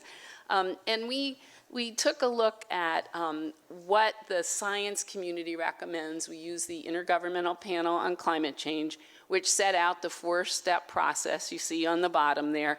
Hazards, identify hazards, which could include short-term acute shocks like storms, or long-term slow onset ones like drought, Second, then, assess your vulnerability or the predisposition to be adversely affected, and also your exposure, which is the presence of people, species, or ecosystems in the place that's going to be affected. Then you got to rate your risk, somewhere between low and very high, and in a rating system where we know what those scores mean. And then finally, identify measures to manage any of the risks. So what we did at the agency retreat was we discussed various screening methods, and it was really an interesting exchange of practices. The World Bank and IFAD described their methods, and we all talked about, so what informs climate smart design? What are ways to identify co-benefits with adaptation and with other environmental benefits? And I think there was actually a lot of interesting cross-learning. So oops, that would be bad. There we go. And so we actually then asked the agencies after this workshop, okay, we want to collect all your information and figure out, are you using methods and tools, and what are they? Do you think it matches the 4-step process that Jeff set out? And in doing it, do you really feel then you're getting the answers on how to manage risk? So we asked those 3 questions. We got 12 answers back, and 10 of the, remember there's 18 agencies, and 10 of the 12 actually answered our questions. And so all of the 10 that wrote back have some kind of process which we think is close to what the IPCC 4-step process is. 6 of the agencies had very specific tools and methods, which is great, and reported that their process was sufficient to answer the climate risk questions that staff is asking in our screening process. The other 4 had processes that highlight or mention climate risk, and we're working with those 4 to see if they can actually take what their process is and answer our questions. And one of the things I just want to say is, you know, we want the projects to think about climate risk not 5 years out the duration of the project, but actually 30 years out, which is very hard for many of the agencies to do. And so that is an important thing to keep in mind. But anyway, good progress is being made. A number of agencies reported that they're in the process of updating their assessment methodologies. So stay tuned. We'll continue to assemble the missing information and report back in June. On durability, we also had that session. It was a lively one both here at Council and then in June, and then at the September agency retreat. And staff's recommendations were based on 4 themes that we think will help lead to the sustainability or durability or endurance of project outcomes.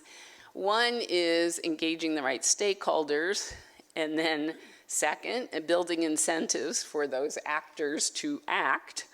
Third, making sure that there is adequate both flexibility in the design and implementation to be sure that you're capturing potential changes along the way, and of course underpinning it all with a true systems thinking approach.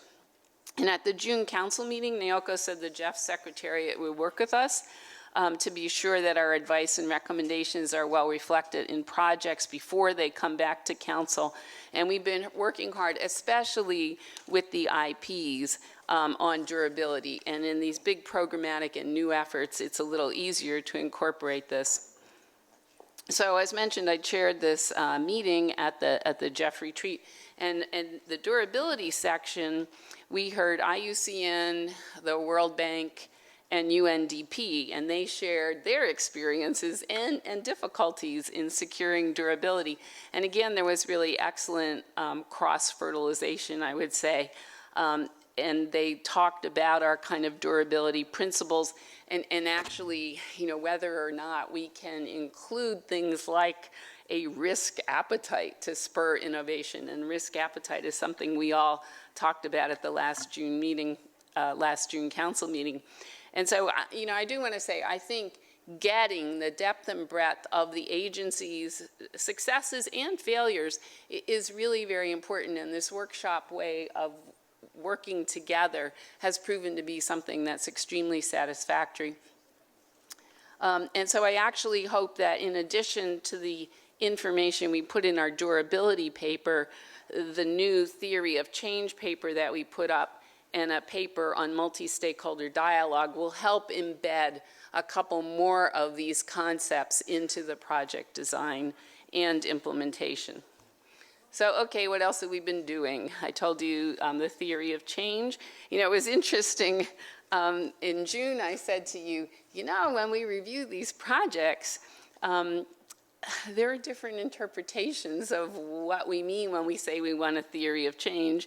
And so we were encouraged to go write it up. And so Mark Stafford Smith, who's over there and might wave, developed a primer to help with GEF projects under development. And so it actually says, okay, what is a theory of change? Why should you do it? When should you do it? And how do you assess how good it is? I mean, basically, we think a good theory of change should have a logical pathway from the intervention you intend to have to the outputs that lead to global environmental benefits. And it should obviously be feasible and realistic. You should have realistic targets, and it should also be testable. So why should you do a theory of change? Really, kind of 4 reasons. I mean, one is it really improves the design by explaining the logic to get from A to B to C to global environmental benefits. Second, it can help teams engage and work together on the same set of issues and come to a common understanding, which leads to the third one of communication, where internally and externally you can explain the project's aims. And then finally, if you have this causal chain, you can help learn, you can help check the points along the way to figure out whether what you intended to happen did happen, and if not, why not?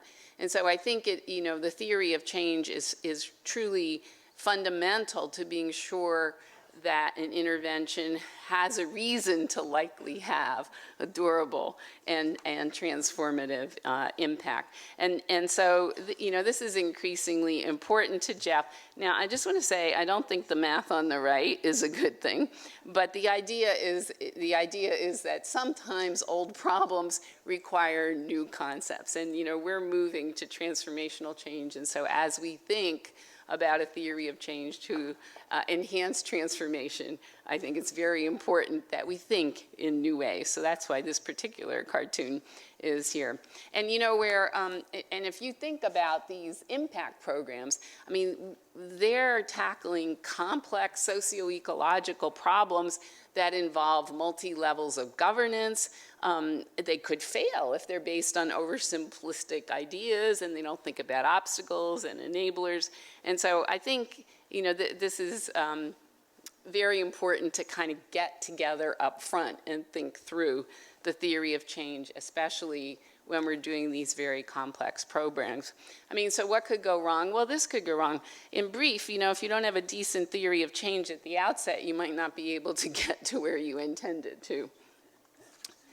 Okay, let's move on to multi-stakeholder dialogue. So in November, we and the GEF and the Gordon and Betty Moore Foundation held a workshop on multi-stakeholder dialogue and transformational change. And again, why is multi-stakeholder dialogue important? Because we really do need a better understanding of the interrelationships between the various actors involved in these complex environmental problems, and the importance of social innovation if we want to achieve transformational change. I mean, if we're doing a narrower project, it's probably easier to figure out who the right stakeholders are to involve. But think, for example, of FLUR. Well, it's many countries, it's many sectors, it's actors ranging from the private sector to small farmers to several ministries of the government. So you really have to think through these stakeholder engagements carefully, and you don't want to exhaust the community by involving them too much, but you do want to have the right people at the right table at the right time. So we brought together people from academia, non-governmental organizations, the private sector, the GEF agencies, philanthropy, and Gustavo was there too for the whole thing. And we discussed 3 questions. Okay, is there evidence that these things work? What lessons can we learn, and what implications, of course, for GEF programming? Well, I think you guys have heard me say this before, but the academic world is not very helpful to the practitioner world. And so we did do an exhaustive literature search, and it was not particularly helpful. It does give insights into design implementation, but not so much an evaluative of what really works, what sequence of events is important, and what key factors might be important at each stage. So once again, that was a little disappointing. And you know that one of STAP's goals is to continue to bring the science community to help with the practitioner needs in a better way. And later in a few minutes, I'll tell you we are publishing in the peer-reviewed literature to explain both what we feel we need and what we're finding. So let's see. So this is kind of how it went.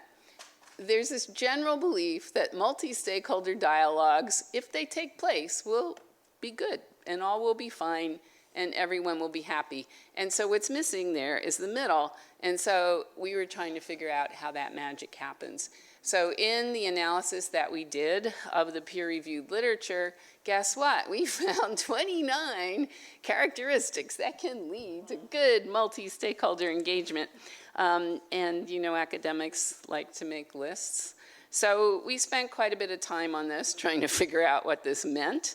But at the end of our workshop, I'm going to say we kind of came up with these ideas and key messages clumping into 5 areas. First, that multi-stakeholder dialogue done well can really be very assistive and supportive of system transformation. That the dialogues have to support existing initiatives. They can't exist in isolation.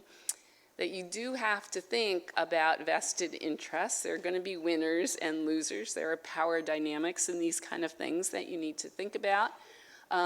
That you must embed monitoring, evaluation, and learning by doing. And if something big changes, like demographics or war or drought, that you have to be able to shift plans and sometimes significantly shift plans, but embed that in the whole effort.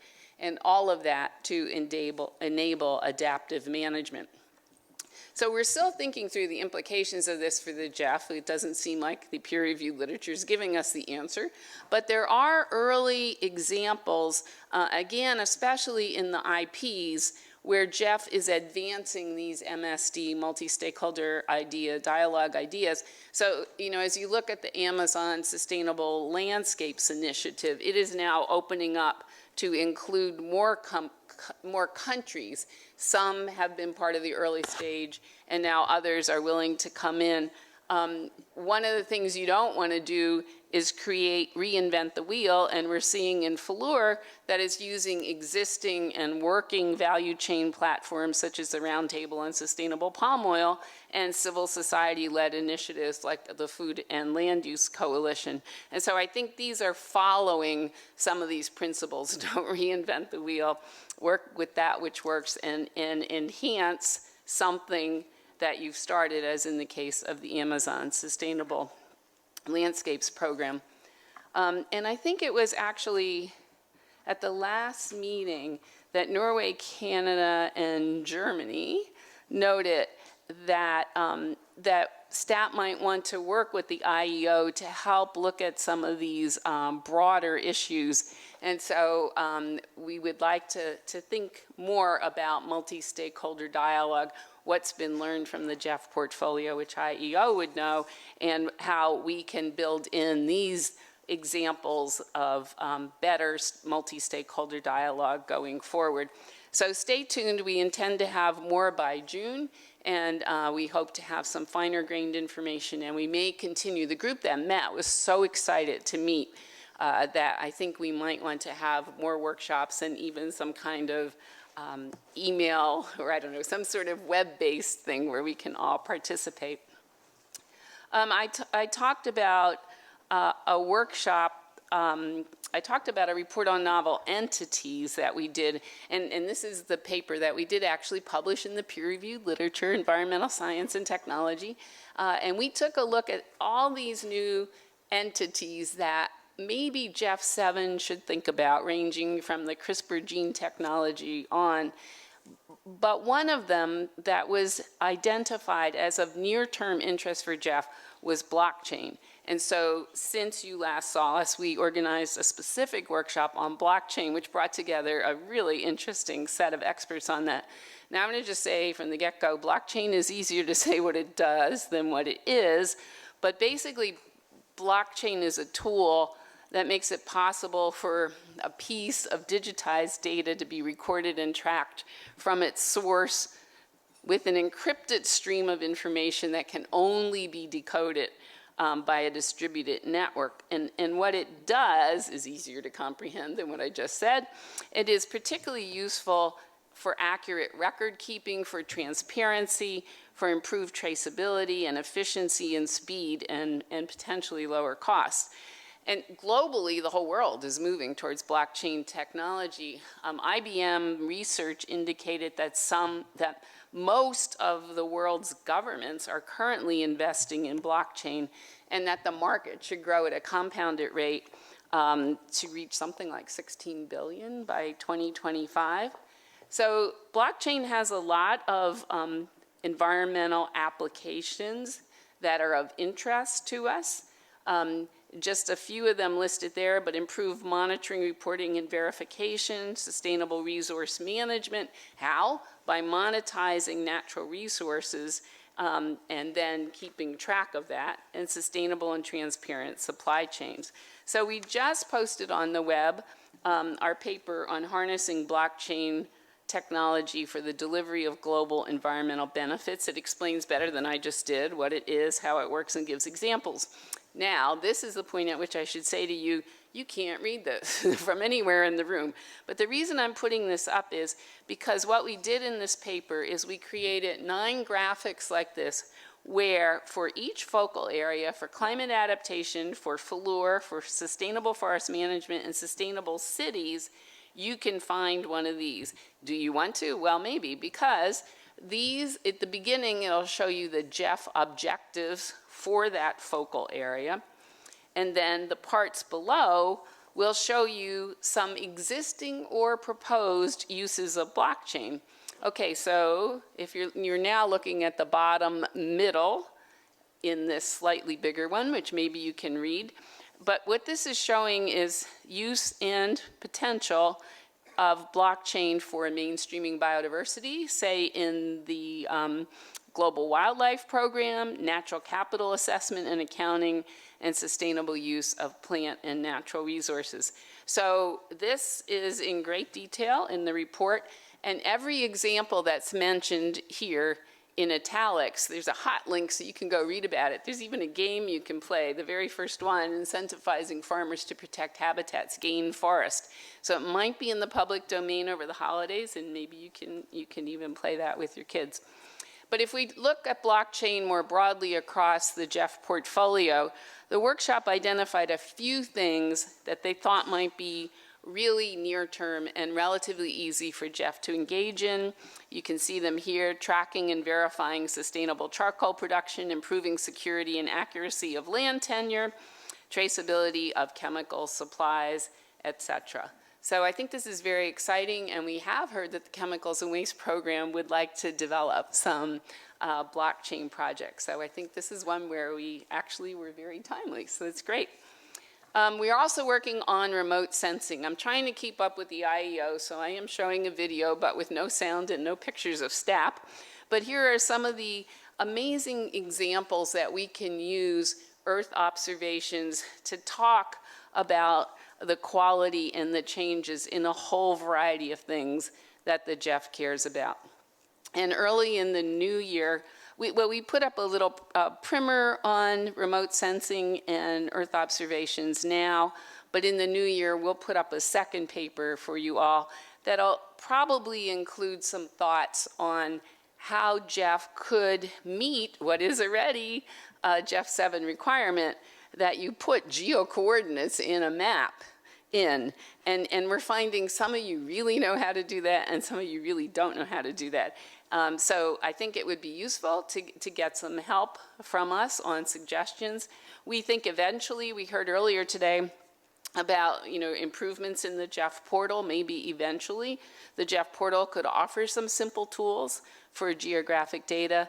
And then we'll also offer a self-learning package and maybe hold a workshop for the agencies, again, to share their experiences on what works and what doesn't work on the use of spatial data. And now the Independent Evaluation Office is using Earth observations in their evaluations of outcomes of programs and projects. So Earth observations have changed a lot, again, in the 20 years that I've been thinking about it, and it's really important that we keep up. We did post the final land degradation neutrality guidelines, and these outline key concepts and principles, and they actually present some very practical steps for project developers who are thinking about land degradation neutrality activities. Dr. Graciela Metternich, who stood before and is still over there, presented these at the UNCCD in Delhi. So these are the 4 papers that we put up for this council. Some of these others are still works in progress. Let me quickly give you observations on the work program, some overall and then some specific. I think let's do some highlights. We were pleased that more PIFs provide background data on their problem statements, on their barriers, and gave us baseline conditions. Very encouraging. Has not always been the case.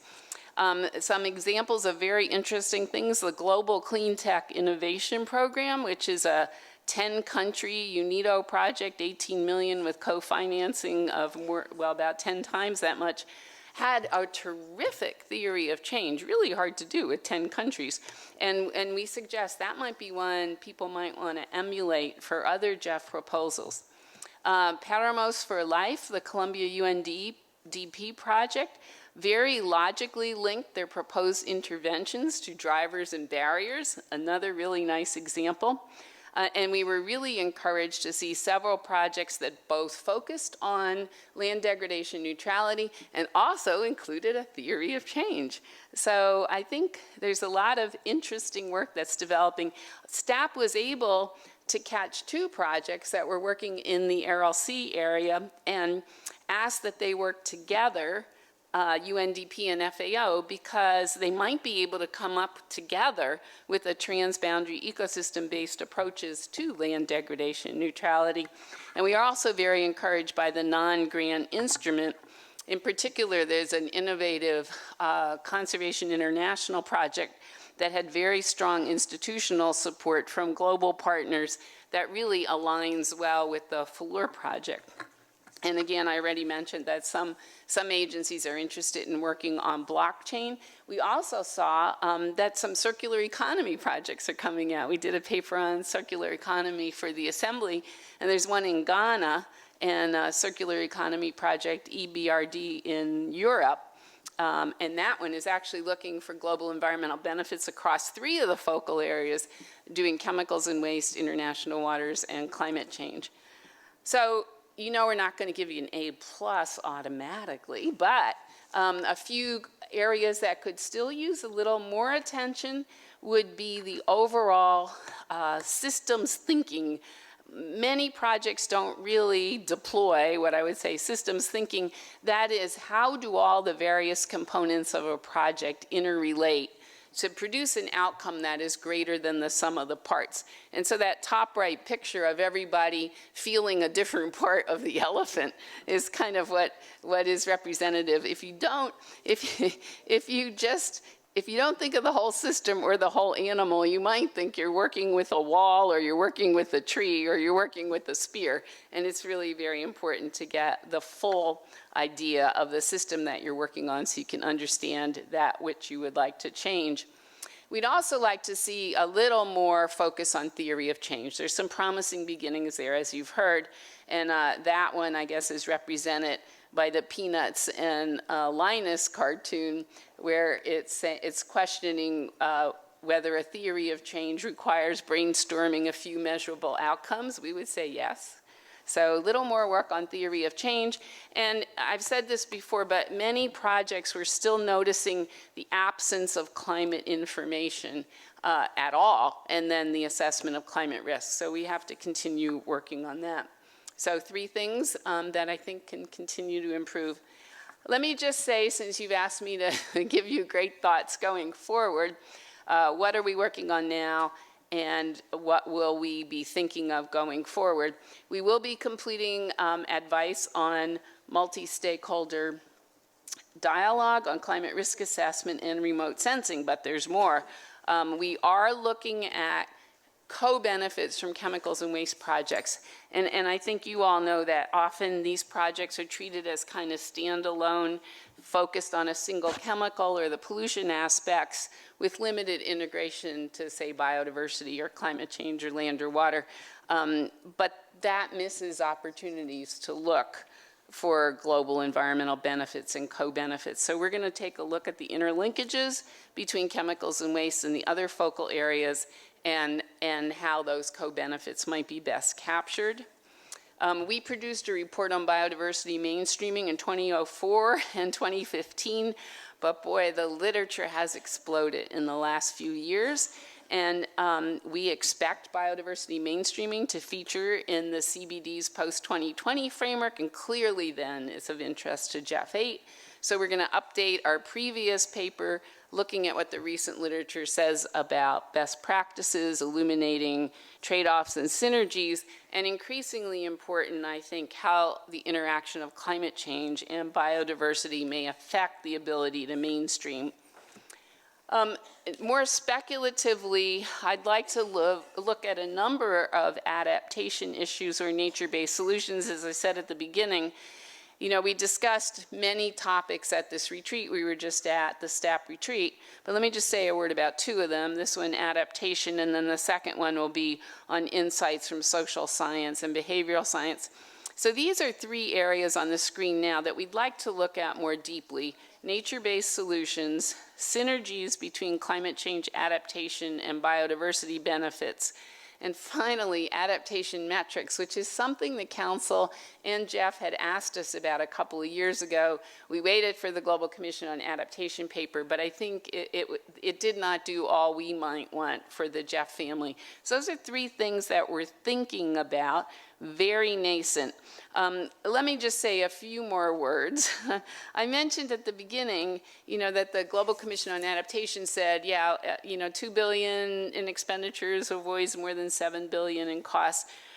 What those data are avoided damages.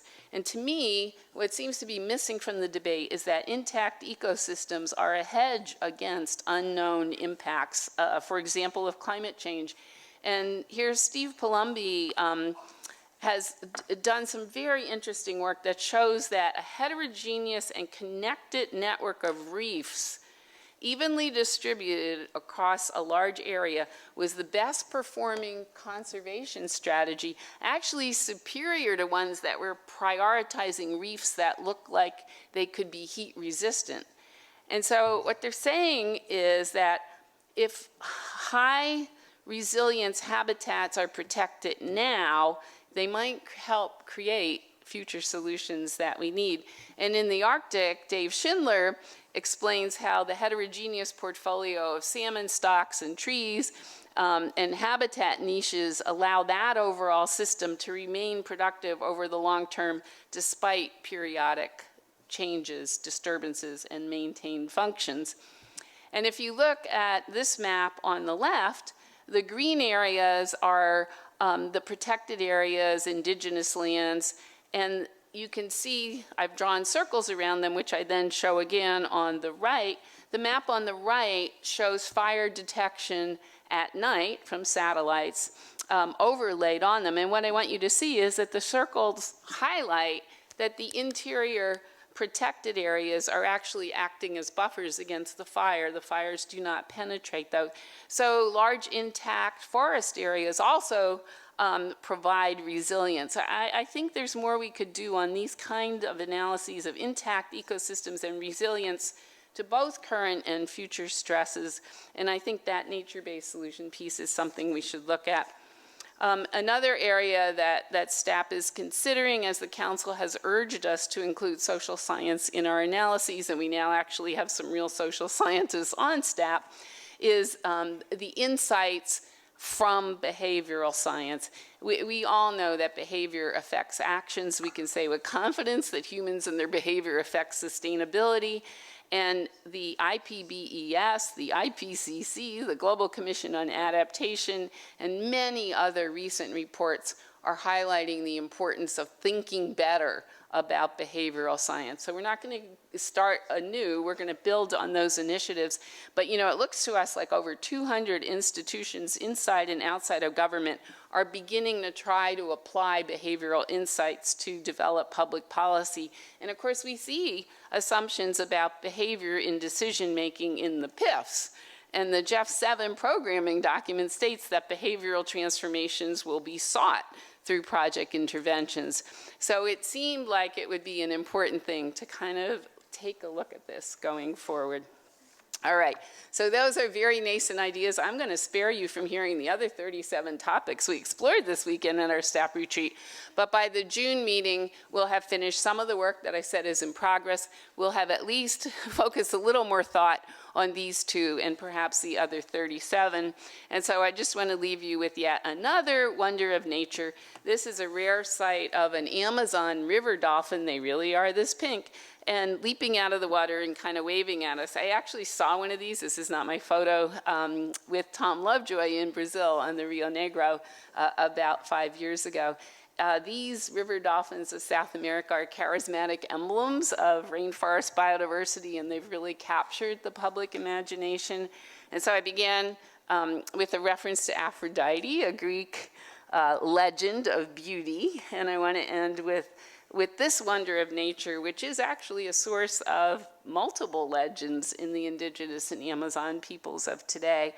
So this is a very real one that's alive, and I hope we preserve river dolphins for many more generations to enjoy. So with that, that is my report.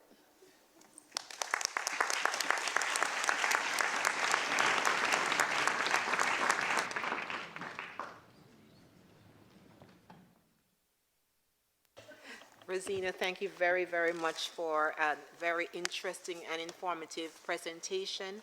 I'm now going to give the floor an opportunity to ask any questions to Rosina based on that fulsome presentation. Floor is now open.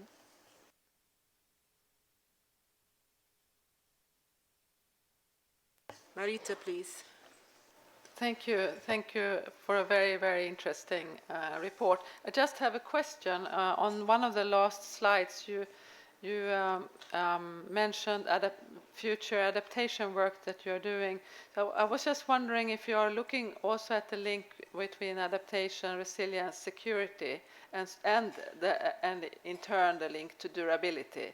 Because I think we see these as very closely connected, but I'm not sure whether there's any work being done on this. And I mean, the GEF has already worked for a number of years on security and conflict the conflict link. So I think there is experience to draw upon. Thank you. Do you want me to answer one by one? Okay, thank you very much. Laverne? Sorry, Lauren.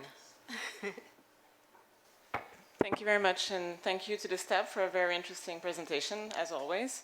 And our constituency also would like to thank you for the report, and we believe that the input from the staff is very important for guiding council decisions, and we find it unfortunate that the staff report was published at a very late stage, and we would welcome publishing it a bit earlier so that we could really look at it in detail. We are pleased to see that more work is being done on the climate risk screening, and we look forward to more reporting on this at the June meeting. We also appreciate that the IPs have been screened for climate risks, and we were wondering if this is done consistently for all the projects in the work program that are presented, for example, for this meeting. In terms of blockchain technology, we think it's interesting that STAP is looking at this, but we also believe that the STAP should be, and the GEF should be aware of and consider the use of novel technologies and should be careful when looking at blockchain technology. And you also point to some issues on this in your report as well. And finally, we want to congratulate the STAP on publishing a paper on novel entities in environmental science and policy. And we support that the STAP will be publishing more work of its analysis in peer-reviewed literature. Thank you very much. Thank you, Lauren. Ben, followed by Conrad. Yeah, many thanks for the STAP report, and also thanks very much for the great presentation, as always. We particularly welcome your engagement with the impact programs to promote innovation, integration, and transformation, so thanks for that. I also had a quick look at the theory of change primer, which I think looks great, and I think that already helped in terms of improving program design and also avoiding some of the leaps of faith which are often there. We also very much welcome the proposed work to give greater attention to chemical and waste focal area and linking that with other focal areas, and also your proposed work you mentioned now on nature-based solutions. Finally, a question. Obviously, you talked about the climate risk screening work, so thanks so much for that. And at the end of that, you talked about risk management, and that recalls in my mind the discussion we had at the last council meeting on risk appetite, linking into the GEF portfolio. And just now you talked about the link between risk appetite and spurring innovation. So the question is, where next on that item in terms of risk appetite for GEF portfolio? Thanks. Thank you, Ben. Conrad, please. Thank you, Rosina. It's always a great pleasure to listen to you and to read your report. And I would also like to echo the concern that it would be very useful if the report could be published a bit earlier so that we have time to read it. We particularly appreciate the work that you have been doing on multi-stakeholder dialogue, especially also against the background of the discussion we had at the last council meeting. And what we find particularly interesting in this work is that you're pointing out the importance of addressing power dynamics, that multi-stakeholder dialogue includes confrontation and cooperation, and that it is absolutely necessary to look into trade-offs and to discuss about trade-offs. We very much hope that this issue of dealing with contradictory interests and trade-offs will also be included in the practical guidance that you will publish in the course of next year. With regard to the best practice identification that you intend to undertake on nature-based solutions in the context also of the year of action of the Global Commission on Adaptation, we think it will be important that such cases are really identified at the level, at the kind of a meta level with regard to the question of their upscalability. There are lots of interesting cases for nature-based solutions experience, but most of them are at local level, and the big question really is how can they be upscaled. So it would be certainly useful if the focus of your identification can be at that level.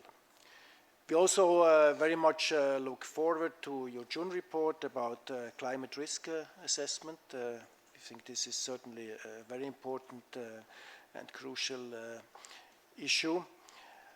And again, also against the discussion we had at the last council meeting with regard to enhancing sustainability impact and scaling up, we would appreciate if your report to the council could also include some analytical elements as to the effective adoption of your scientific inputs in the context of GEF projects and programs. So to what extent do your inputs really feed into projects and programs? Eventually also what are the difficulties to do so? I think that would be very useful to have your view and analysis on that issue. And maybe a question a bit inspired also by the MOPAN finding is, well, you have a great team, but you don't have a social scientist in your team.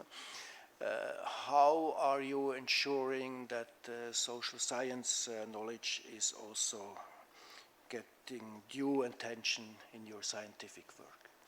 Thank you. Thank you, Ben. Rosina, can you respond? Yes.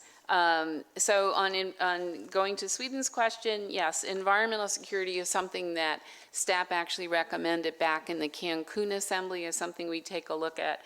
And we are very interested in continuing to work on that. Both Salim Ali and Blake Ratner are very skilled in working on aspects of environmental security, which we can bring back and talk about in June. I think as well the IEO is doing a report on fragile states, which may be available soon. So we haven't given up on that, but I think, as I think you correctly pointed out, durability is very much affected, as is adaptation, and some 40% of GEF projects are either pre or post-conflict areas, and that's only likely to grow with all of the things we talked about. So we will definitely think more about that and report back. Yes, we are screening all projects for climate risk, and we're asking where's the climate information, and if there's no climate information, then it's hard for them to assign risk. So this is something we're doing now. We actually put forward, I think 2 councils ago, the set of questions we are going to interrogate every PIF with regard to climate risk. So this is something that we're doing standardly now. We, yes, are aware there we must be careful of blockchain, lots of potential negative effects, including energy use depending on where the servers are, et cetera, but that's a small one compared to some of the others. So yes, we will watch for that. Risk appetite, we mentioned that. It's the kind of thing that wouldn't be for staff to decide. It would be for counsel to decide what your risk appetite is and whether there should be, even possibly some set aside for really risky projects, or how that could even happen within the GEF. I think that is something, though, if we're seeking transformation and we're trying to do these way more complex and integrated problems, we are actually taking more risk, and I think there ought to be some kind of common understanding of, without any risk, no payoff, but what kind of risk tolerance. So we were not going to take that up. We would be thrilled to be part of any kind of conversation. We could imagine, for example, a workshop, if it made any sense, that the family here was part of, where we looked at how other entities decide on risk appetite. So not something we would take up ourselves, but we do think by GEF 8, it's going to really be something you have to think about, because the need for the transformation, as my somber beginning on the science went, is only greater, which suggests we need to be bigger. And as Naoko has said many times, we're not that big a set of dollars, so we want to show proof of concept. On the yes, well, yes, we were late with our report. I'm really sorry about that. I felt like I should report on the work program, but the work program came in only 3 weeks ago. So perhaps we should have put this up, our report up sooner with what we had. But it also took us a while to finish one of our other reports, longer than we thought. But I'm sorry, I really do apologize to you, and we will do better next time.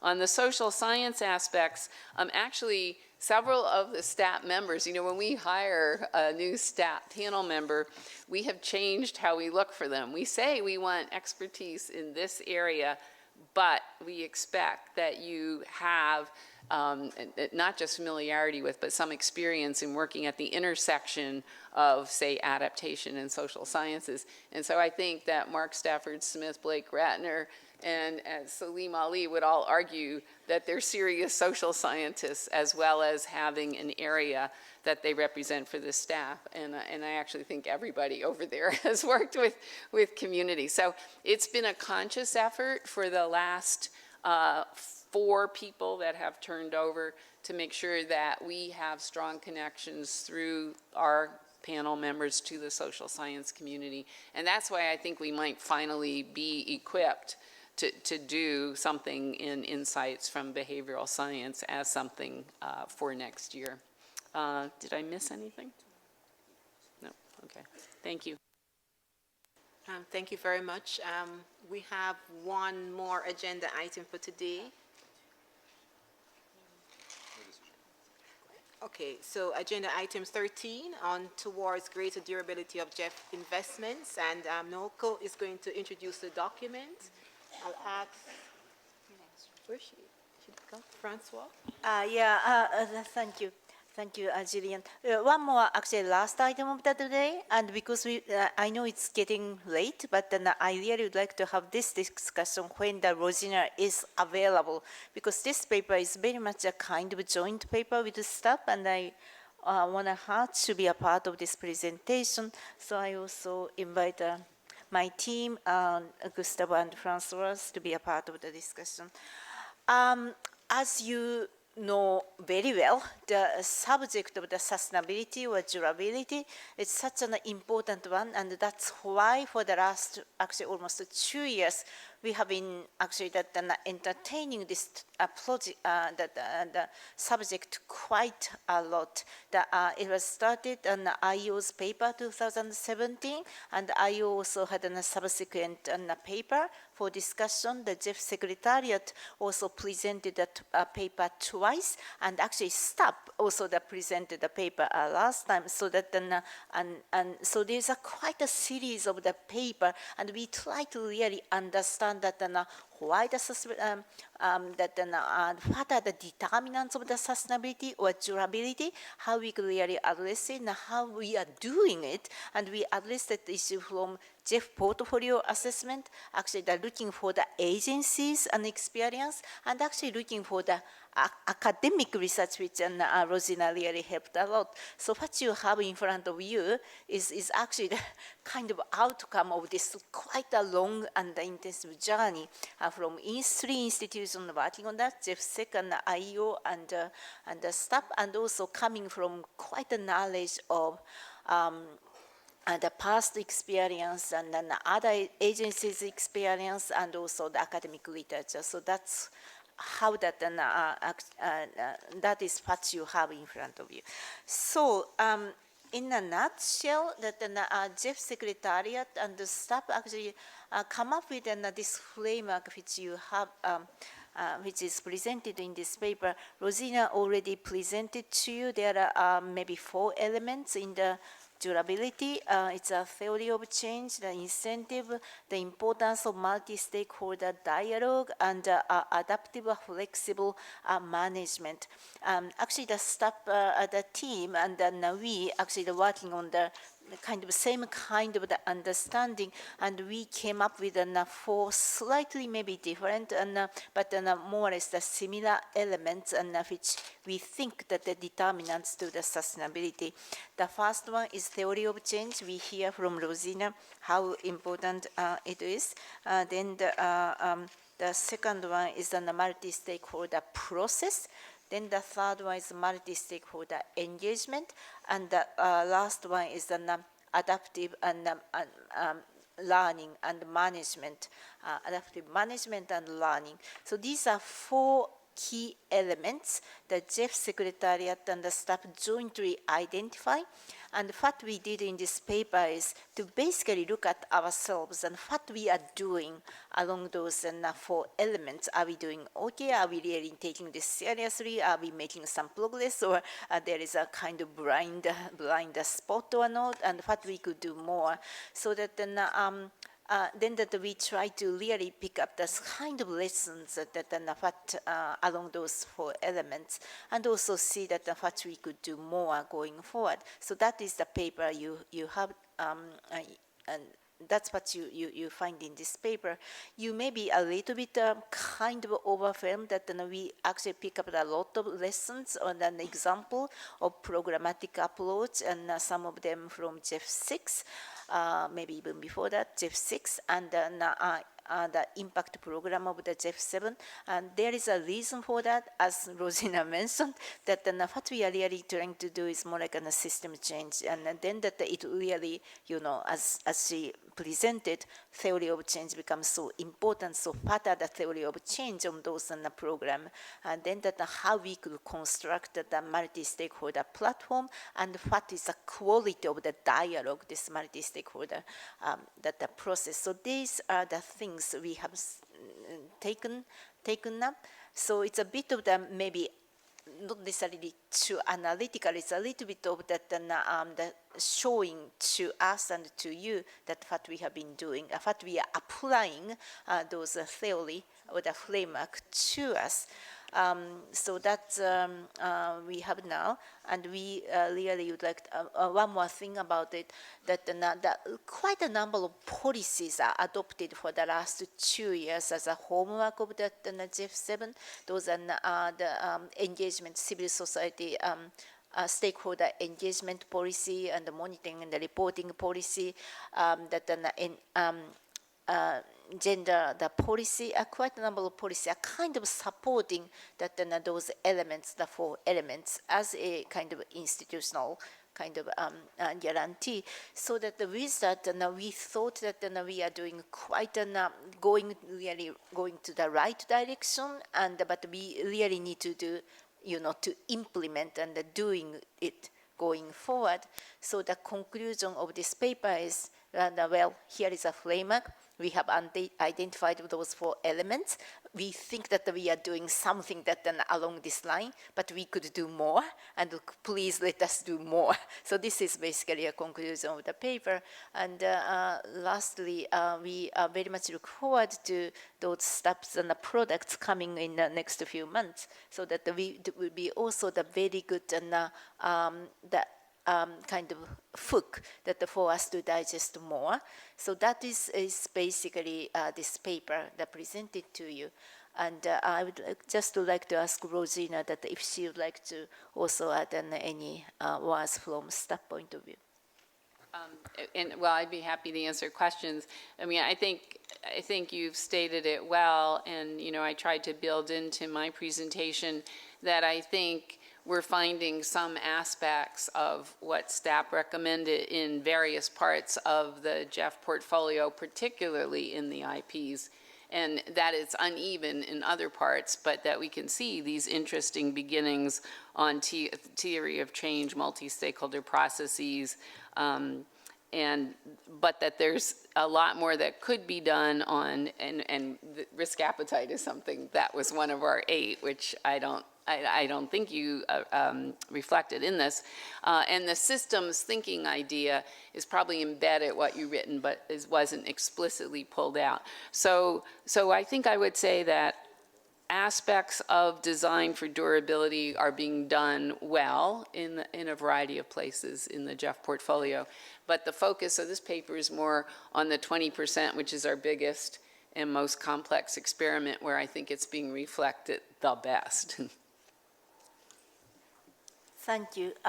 Just to respond to Rosina, actually the system-based thinking, in my view, is a part of the theory of change. That's where I think that that element will be better in. And so if you look at and read the paper, that we really try to pick up that where this system-based thinking be kind of incorporated as a part of theory of change. And that was the presentation. So now, Chair Gillian. We are under you. Thank you. So now the floor is now open for questions, comments in response to the paper, Rosina's presentation earlier. The floor is now open.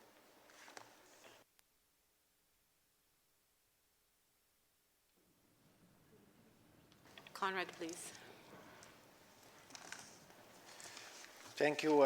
We think that this is a very good follow-up of the discussion we had in June, especially also due to the fact that recommendations and ideas from the STEP have been incorporated into this analysis and these 4 determinants of sustainability, and we think sustainability and durability is identical, means the same. Unless, please, if not, please tell us. This is really very useful and helpful. So congratulations for this work.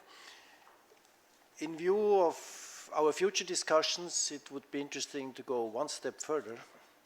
That means to deliberate about the question of the practical implementation in projects and programs. I mean, the difficulties that projects and programs are facing in realizing these determinants of sustainability. Because then the learning will emerge from such analysis, and we are very much looking forward in future discussions to have deeper insight in how GEF is dealing with these difficulties. Thank you.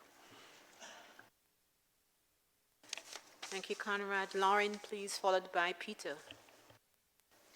Thank you very much, Madam Co-Chair. And we would really like to thank the Secretariat for this document. As you know, this is an issue that we are very concerned about, and we had asked for recommendations on this issue, so we welcome very much this document. I would like to make some comments on some elements of the document. We support the idea of adaptive and flexible theories of change. However, we miss an analysis of the importance of defining solid assumptions and reviewing these assumptions and the theory of change based on information and evidence that is gathered during the implementation of the project. We also believe that in order to get durability, we need to have a solid exit strategy, and we find that this is missing in the document. We agree that durability relies on strong ownership and stakeholder involvement, and here we believe that country ownership is very important, and we think that involvement and participation by the OFPs, for example, at all stages of an intervention is key. And we would also welcome, the involvement of CSOs, for example. In terms of knowledge management, I also mentioned this morning. We believe that evaluations conducted both by the IEO and the agencies should be more actively shared and used in the GEF partnership. And on this, I was wondering if we have good data on how knowledge and lessons are learned in the partnership. And if this is not the case, maybe the IEO could do an evaluation of this and come up with some recommendations. In terms of recommendations, we very much welcome the recommendations in the paper, but we would like to know how these will be followed up in practice. For example, will the Secretariat or the staff, when they are assessing the PIFs, will they be looking into these issues, the 4 elements that you have identified that are important for durability? Or will partner agencies be asked to report on these 4 issues during midterm evaluations, for example, or terminal evaluations? And we would also welcome the role of CSOs to monitor and to report on durability. This is something that they also mentioned yesterday. We very much welcome the staff when they were discussing climate resilience and the links to durability, which we think is really important, but this is not reflected, unfortunately, in the paper, and we think this is missing. And finally, we see this issue of durability to be very much linked to an issue that will be discussed tomorrow, and that's the issue of post-completion evaluations, which the IEO will be presenting a way forward for tomorrow. Thank you very much. Thank you, Lauren. Peter, followed by Marita.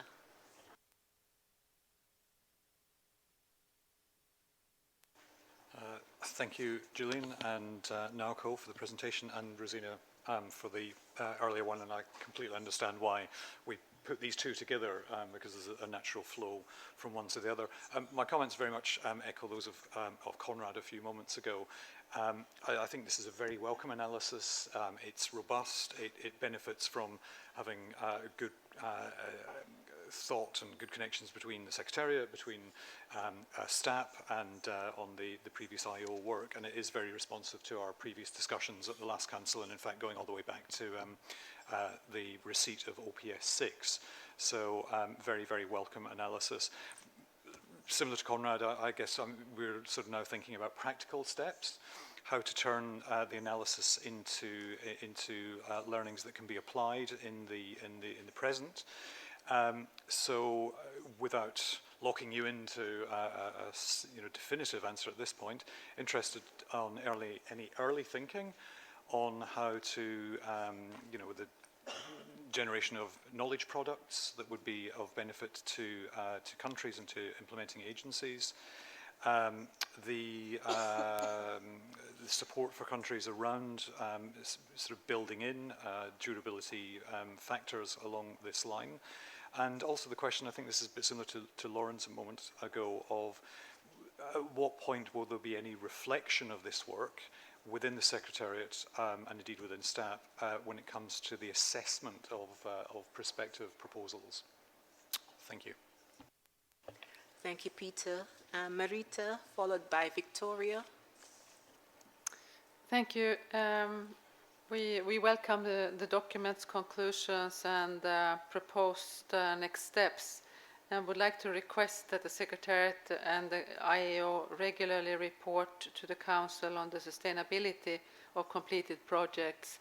I was wondering if that could be part of the post-completion evaluations, or I don't know, but I mean, we would like to have a regular update on this. We also agree with the comments made by Norway and on the points, especially on the points of learning. Thank you. Thank you, Marita. Victoria, followed by Matthew. Thank you. I'd like to say from our side also thank you for this very useful analysis. The topic of durability is very important to us as well, and the 4 elements that you outline are a very helpful approach. I'd like to echo some comments that colleagues have made already. One is on the practical implementation. We would be curious to find out more about how the implementing agencies will be engaged in the process, how projects will be assessed, like Lauren said, and also how durability and hopefully an improvement in durability will be monitored over time. So thank you. Thank you, Victoria. Matthew, followed by Carola. No, thank you very much. We also find this work useful. We appreciate the ongoing effort to study the factors that influence the sustainability of GEF investments and to fully incorporate these considerations into the GEF's work. I think this is obviously, very important to ensure that our investments produce enduring benefits. Understand that this is an ongoing iterative process. We encourage the GEF and the agencies to continue to seek further improvements in this area. And I think I'll just quickly echo the others that it'd be helpful to understand what your thoughts are and how to carry this forward practically. Thank you. Thank you, Matthew. Carola, followed by Yoshitomo. Thank you. Thank you, and since I didn't take the floor during the previous topic, I want to thank Rosina for a really engaging presentation, and I think it motivates me to keep working for the environment and against climate change for the next 6 months, even though people continue to deny science. So thank you very much for that. We also very much welcome this paper on durability, and in the Netherlands we're also trying to work on this, especially, for example, in our water and sanitation and hygiene programming, where some of the elements you mentioned are also, for us, the key levers to draw upon to make sure that our work is more durable. Things like stakeholder engagement, exit strategies, and learning and ownership are what we focus on in trying to make our work that we do bilaterally more durable, and I was happy to see it coming back here. A few questions. One is your first thought. I think Peter also mentioned it, your first thoughts on how we arranged for this to be taken up by the agencies in their design and implementation of projects and programs. Second question, in our previous intervention, Marita mentioned climate resilience and a conflict-sensitive approach. I think we also need to take this on board here when we look at the durability of activities. And finally, Lord mentioned it, sustainability planning in the phasing out stage of a program, stakeholder engagement, and other specific actions to be planned in the exit strategy. Thank you. Thank you, Carola. Yoshitomo, followed by Adriana. Yes, thank you, Co-Chair. Like previous speakers, we would like to welcome and appreciate the analysis in this paper and the conclusions obtained. I'll be very brief in view of the time remaining. Especially, we support the proposals that is mentioned in the report, especially on multi-stakeholder processes and also stakeholder involvement, as we think use of outside expertise for the durability of the GEF project is very important, and we'd like to strongly support this element. Thank you. Thank you very much. Adriano, followed by Dan. The Brazil, Colombia, Ecuador constituency would like to congratulate you for this interesting proposal, and we would like to support STAP's a report on the importance of a theory of change and the other 4 elements to favor durability. We underscore that agencies should be the most interested in ensuring that the processes of formulation of projects include the 4 elements, because this would allow for midterm evaluations, and closing evaluations reflect how the development of these elements contribute to reach the objectives and the indicators of the project. We believe that one of the factors that ensures the most the durability of the projects is the engagement with the communities that benefit from the projects from the moment that the project is designed, as a strategy to get a better ownership. We believe that the creation of capacity should be focused mainly at the local level. If possible, projects should be designed, created with strong basis so that the next phase can be developed considering durability as part of the final product. We should consider that co-financing does not necessarily ensure durability to the project, and it would seem, based on some experiences, that durability is more probable if there are private partners. Therefore, it is important to involve the private sector urgently. Thank you. Please, followed by Cordula.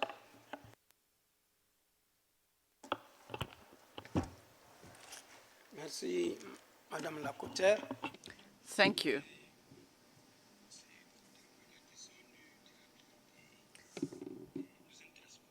We are highly interested in the durability. We are member of the Council and beneficiary country. And we see favorably the changes which have been proposed. And we'd like, in the next report, to get more details regarding the incentives, the various type of incentives. And we'd like also to hear more about the real engagement of stakeholders.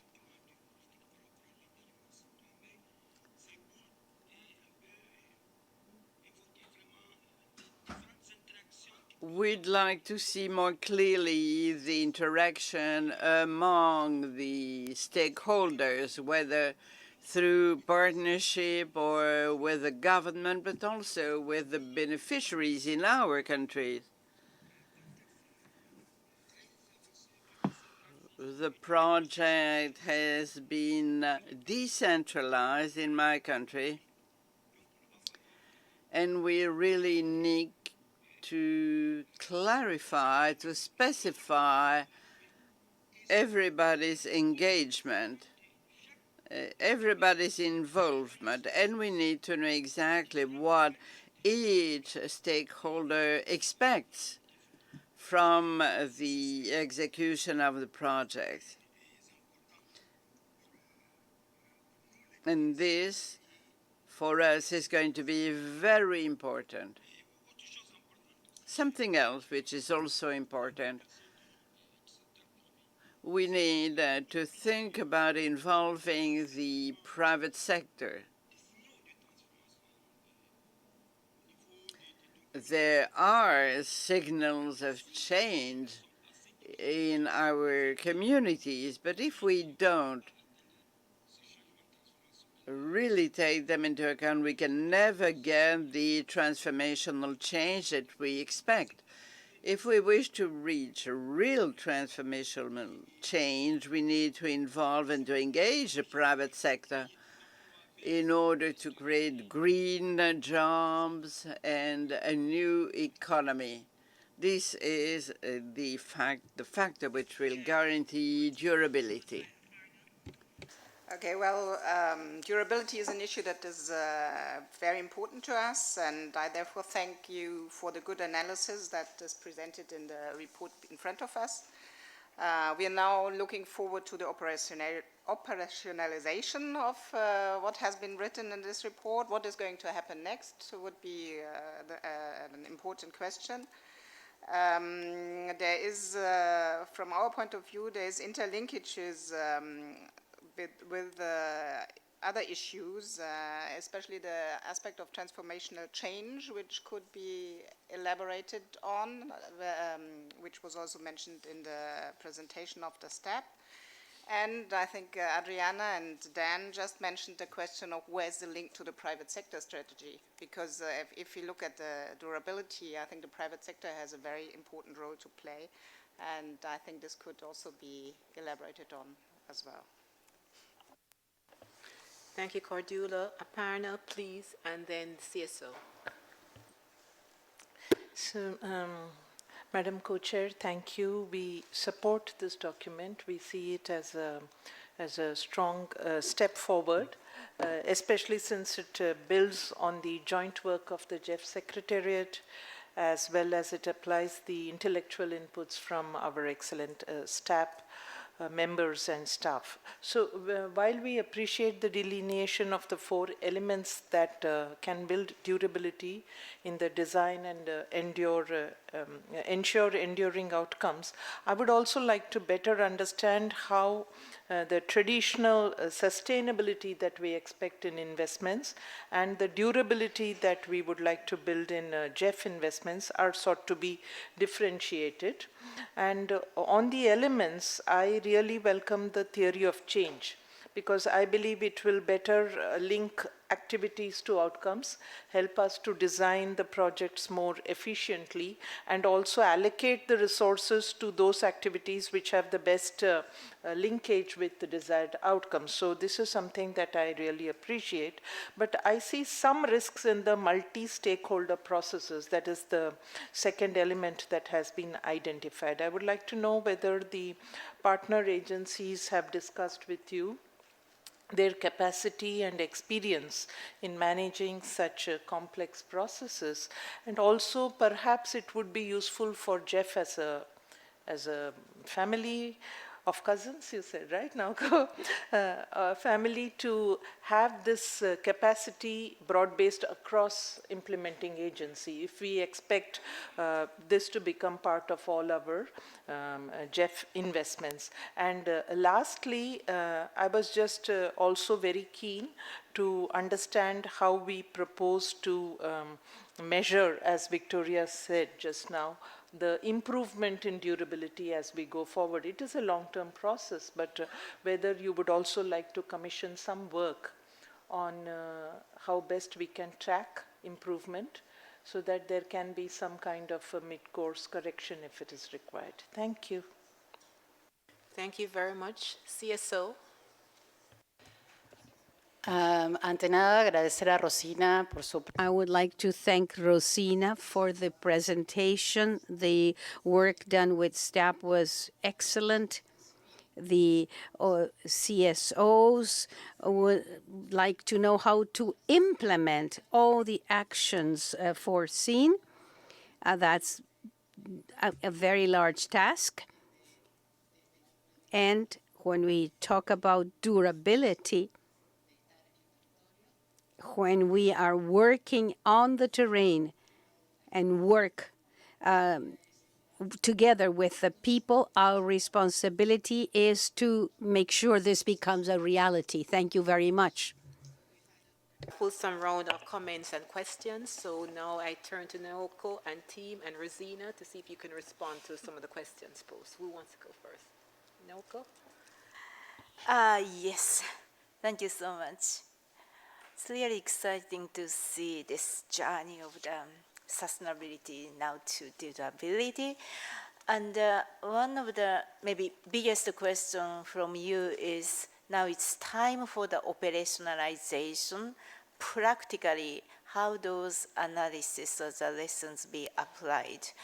Our answer would be that, in fact, this is already a joint project between STAP and us, but also, as you have seen from Rosina's presentation and also in our note, agencies are fully involved in this process. So it's not the alien concept to agencies. So what we will do in terms of practical implementation is that when we review the proposal, we will look into those elements very clearly. And if we have some problem, we will actually have a conversation with agencies. By the way, this process has already involved the countries that we have several discussions with the OFPs, taking an opportunity of our country support programs. So some of the countries, the OFP, are also exposed to this process. And I think that this conclusion, the framework, actually very much benefited from that. The one or two questions you posed that the difficulties or risk of this multi-stakeholder platform or the process, because the system change actually needs a lot of stakeholders to be actually integrated or to be involved. For instance, yesterday at the CSO net session, a conversation with the CSO, actually the community people told us that they are not just the beneficiaries, they clearly see their role as a part of the project or the program. I think that is very much appreciated. And I think that with them, we really need to involve those very active, proactive, the responsible community as a part of the engagement. And this is a part of this multi-stakeholder dialogue or engagement. So that's one. And today we had a lunch with a private sector advisory group, and we will have a discussion on the private sector engagement strategy tomorrow. They are clearly also, they want to be a part of that, and we need to involve them to the fullest extent. So I think that we have a lot of good interest and good engagement going forward. So I'm very much actually encouraged to hear yesterday and today with those partners. Let me say one more thing about the risks. I think that you correctly mentioned and pointed that there is a risk, inherent risk of those complex transformational project, and that is, as Rosina said, it is really our decision and your decision and how much you are willing to take those risks with those kind of elements already put in place in terms of private sector engagement strategy, CSO engagement and the policy, and the OFP in the involvement. And I think we really try to safeguard as much as possible against those risks. But of course, that the multi-stakeholder platform, the engagement incur more risks because it's much more complex, then the question for us is how much you really want to take those risks. And here, I think the theory of change is very important because it will clearly tell us that how that theory, actually the change may work or may not work. So it is more like our discussion going forward. I think that GEF 8 discussion, which will be kicked off actually the next council, that this time of the next year, I think that we will officially kick off the GEF 8 process, and this may be one of the very important discussion as a part of the GEF 8 replenishment negotiation. I just want to see, are there anything I may have missed?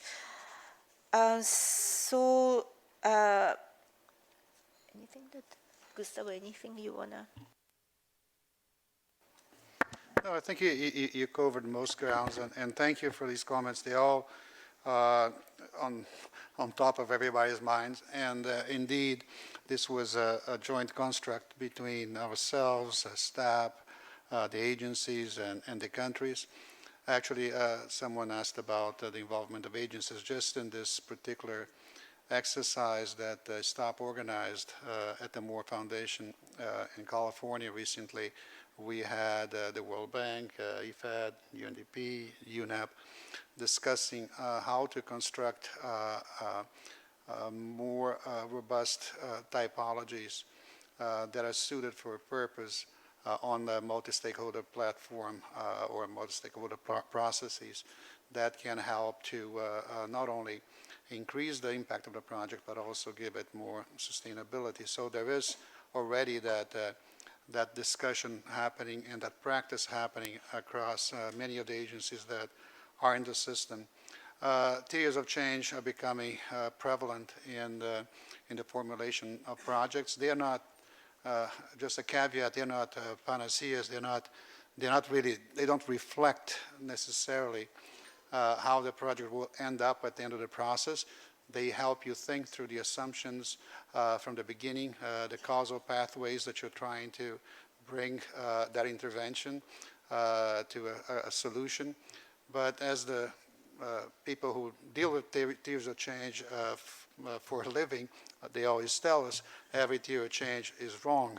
And it's wrong because at the beginning, these relationships are not fully identified, and particularly in our case, when we look at projects at PIFs at the very early stage without even having the design fully developed, prior to a project preparation grant being deployed, things will change over time. But as long as that framework makes sense, and they are actually looking at the right interrelationships between the different parts of that system, and being able to adjust these elements as the project progresses, I think we are in a good way.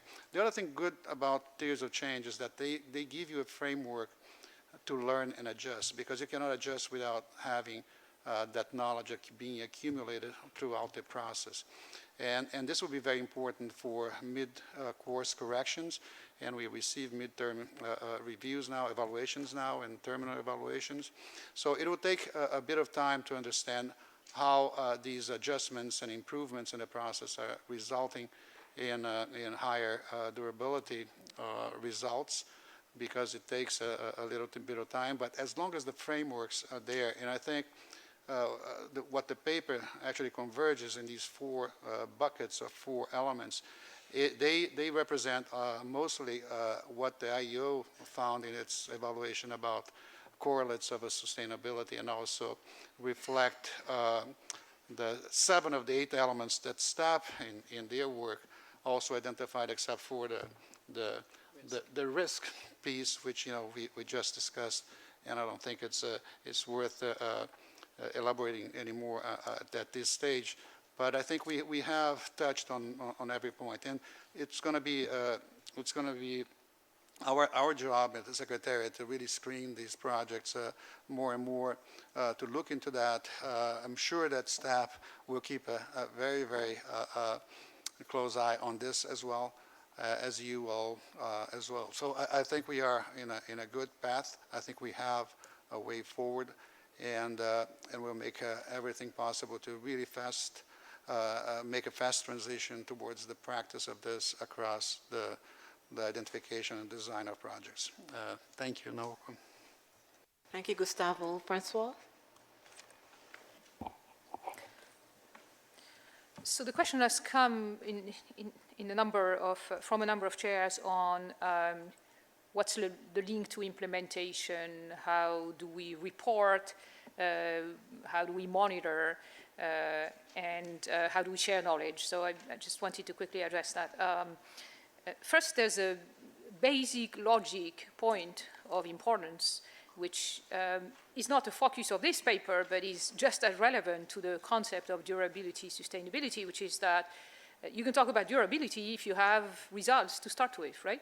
I mean, you can talk about a durable flow of results, but you need to reach the point of having actual results in a project. And in order to reach that point, you need to have efficient implementation all the way during the project, combined with, of course, proper design at the onset, which is what we've been discussing along the 4 areas of staff recommendation on the fitness for purpose and for durability of projects. But what it means is that the problematic of monitoring of the portfolio, of reactive and proactive implementation, of adaptive management as a project faces issues and so on, and of the dynamic learning that comes in when you do that properly, and the corrective course of action that takes place as needed is obviously crucial to generating projects that can hope to be durable. And in that sense, I think one of the immediate practical steps that is part of the follow-up is also to secure that all these steps are party to the objective of having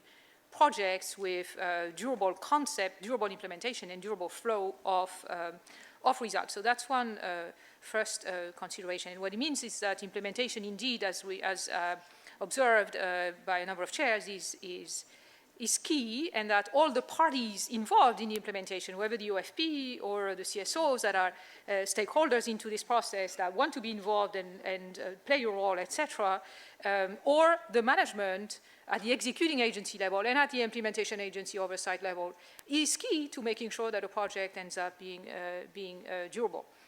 Now, another basic logical fact here is that you can really assess durability ex post after a long period, right? And effectively, if you want to rely on hard data on measured durability, you will be, given our current product cycle and the fact that an ex post evaluation happens 3 years down, you will be looking at, you know, the lessons on design that you would have wanted to have, you know, 10 years ago. And that's the logic of it. So we need to do better than that, obviously, and part of doing better than that is having an ongoing conversation with countries, with agencies, across the partnership, with our partner like STAPS, etc., on what can be learned as we go. And that, I think, is the key point. So knowledge management also is key, and some of you have mentioned it. Not necessarily the lesson learned ex post again, but the sharing as things go on. And it's very much what increasingly we bring into action here, both with agencies at the time of agency retreat. In fact, in the last agency retreat, we had a very interesting session in presence of staff on durability, where 3 agencies shared a substantial amount of information about how they do it, the challenges they encounter, and the sharing is what was very interesting here. We have the equivalent with ECW with countries, where countries essentially recreated the criteria of STAP in many ways. Therefore, I think that dynamic part of the process is more and more important. I'll use the moment just to put a plug on the fact that we have put out, and that's the beginning of a new series, but since you're asking about knowledge management, good practice briefs. These are the 3 first ones of what we hope to be a long series, where we are trying to spot particularly successful projects which are underway on implementation, which carry all these dimensions, because we think they're replicable for others. And so that's part of the flow of injecting in best practice. Thanks very much. Thank you, Francois. And we'll close our discussions with comments from Rosina. Just a few comments. I'm going to say, you know, we've just barely embraced the idea of integration back with Counsel, and durability now in a time of accelerating change is really tricky. I mean, it means we have to think very hard about the whole project cycle, which is what the theory of change is trying to get us to do. But every piece along the way we have to think through, because there's not a lot of time to get it wrong. So we do, in fact, need to track our improvement and our learning what works and what doesn't work. And I think, you know, in that vein, STAP's been trying to do, as CSO said, some of these how-to. the theory of change. We put out a how-to. LDN, we put out a how-to. Climate risk screening, we're putting out a how-to. We hope to do it for multi-stakeholder engagement. We hope to put it maybe out for monitoring, evaluation, and learning. We hope to put it out at least in chemicals and waste on how to look at co-benefits. So there are a lot of these ancillary pieces that really need to be built in because, as we said, we see some very promising things across the portfolio, but we all need to work on this together. And so I think there's quite a bit of work to do, but tracking our improvement and operationalizing this quickly and asking staff for the pieces that can most help. I think we can all get there because we all want the same endpoint, durability beyond 5 years of the project, and despite whatever surprise changes or known changes might hit along the way. Great. Thank you, Rosina. So after that fulsome discussion on the topic, I now invite the Council to adopt the decision in 57/8. Any objection? The decision is adopted.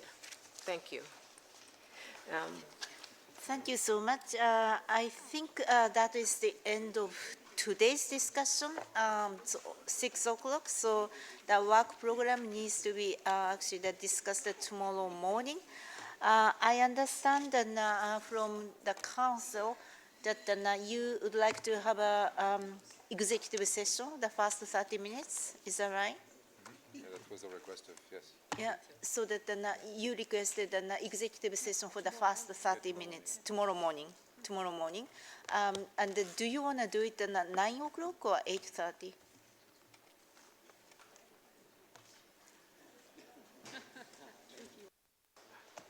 9 o'clock, please. No, cool. Thank you. All right. Okay. So 9 o'clock, fine with me. It's actually good for me too because I'm not a part of that. But actually, tomorrow we have a bit of crowded agenda because work program needs to be discussed and after executive session. So just in terms of a bit of the how do you say the management and. That we promised this morning, actually, that this afternoon, 2 things to you, so that we will send you via email overnight a revised decision on monitoring report, and also we promise to you that we will send you a revised decision of the fiduciary standard update. So these are 2 things you will receive overnight in your email. So please look at it. And tomorrow at some point we need to actually discuss it. Then we have a maybe lunch arrangement from William. Thank you. First of all, concerning the executive session, remember it is open only for council members, alternates, and their advisors. So everybody else, please refrain. We also need a quorum, so if we're going to start at 9, please be sitting in the seat by 9, because we need to count the number of who's there to be able to start. Tomorrow's lunch, just to know, there was already a lunch that was for UNDP to report on to interested council members on some projects, and that will be held in the ABC dining room downstairs. Then another one on the MOPAN report and the management response. That will also be in another room downstairs, MCC 110, which is just a bit further along down the corridor. And then we will have the general lunch as today in the East Dining Room with the overflow up here. So those are the arrangements for tomorrow. Thank you. Thank you so much. So have a very good evening. Thank you.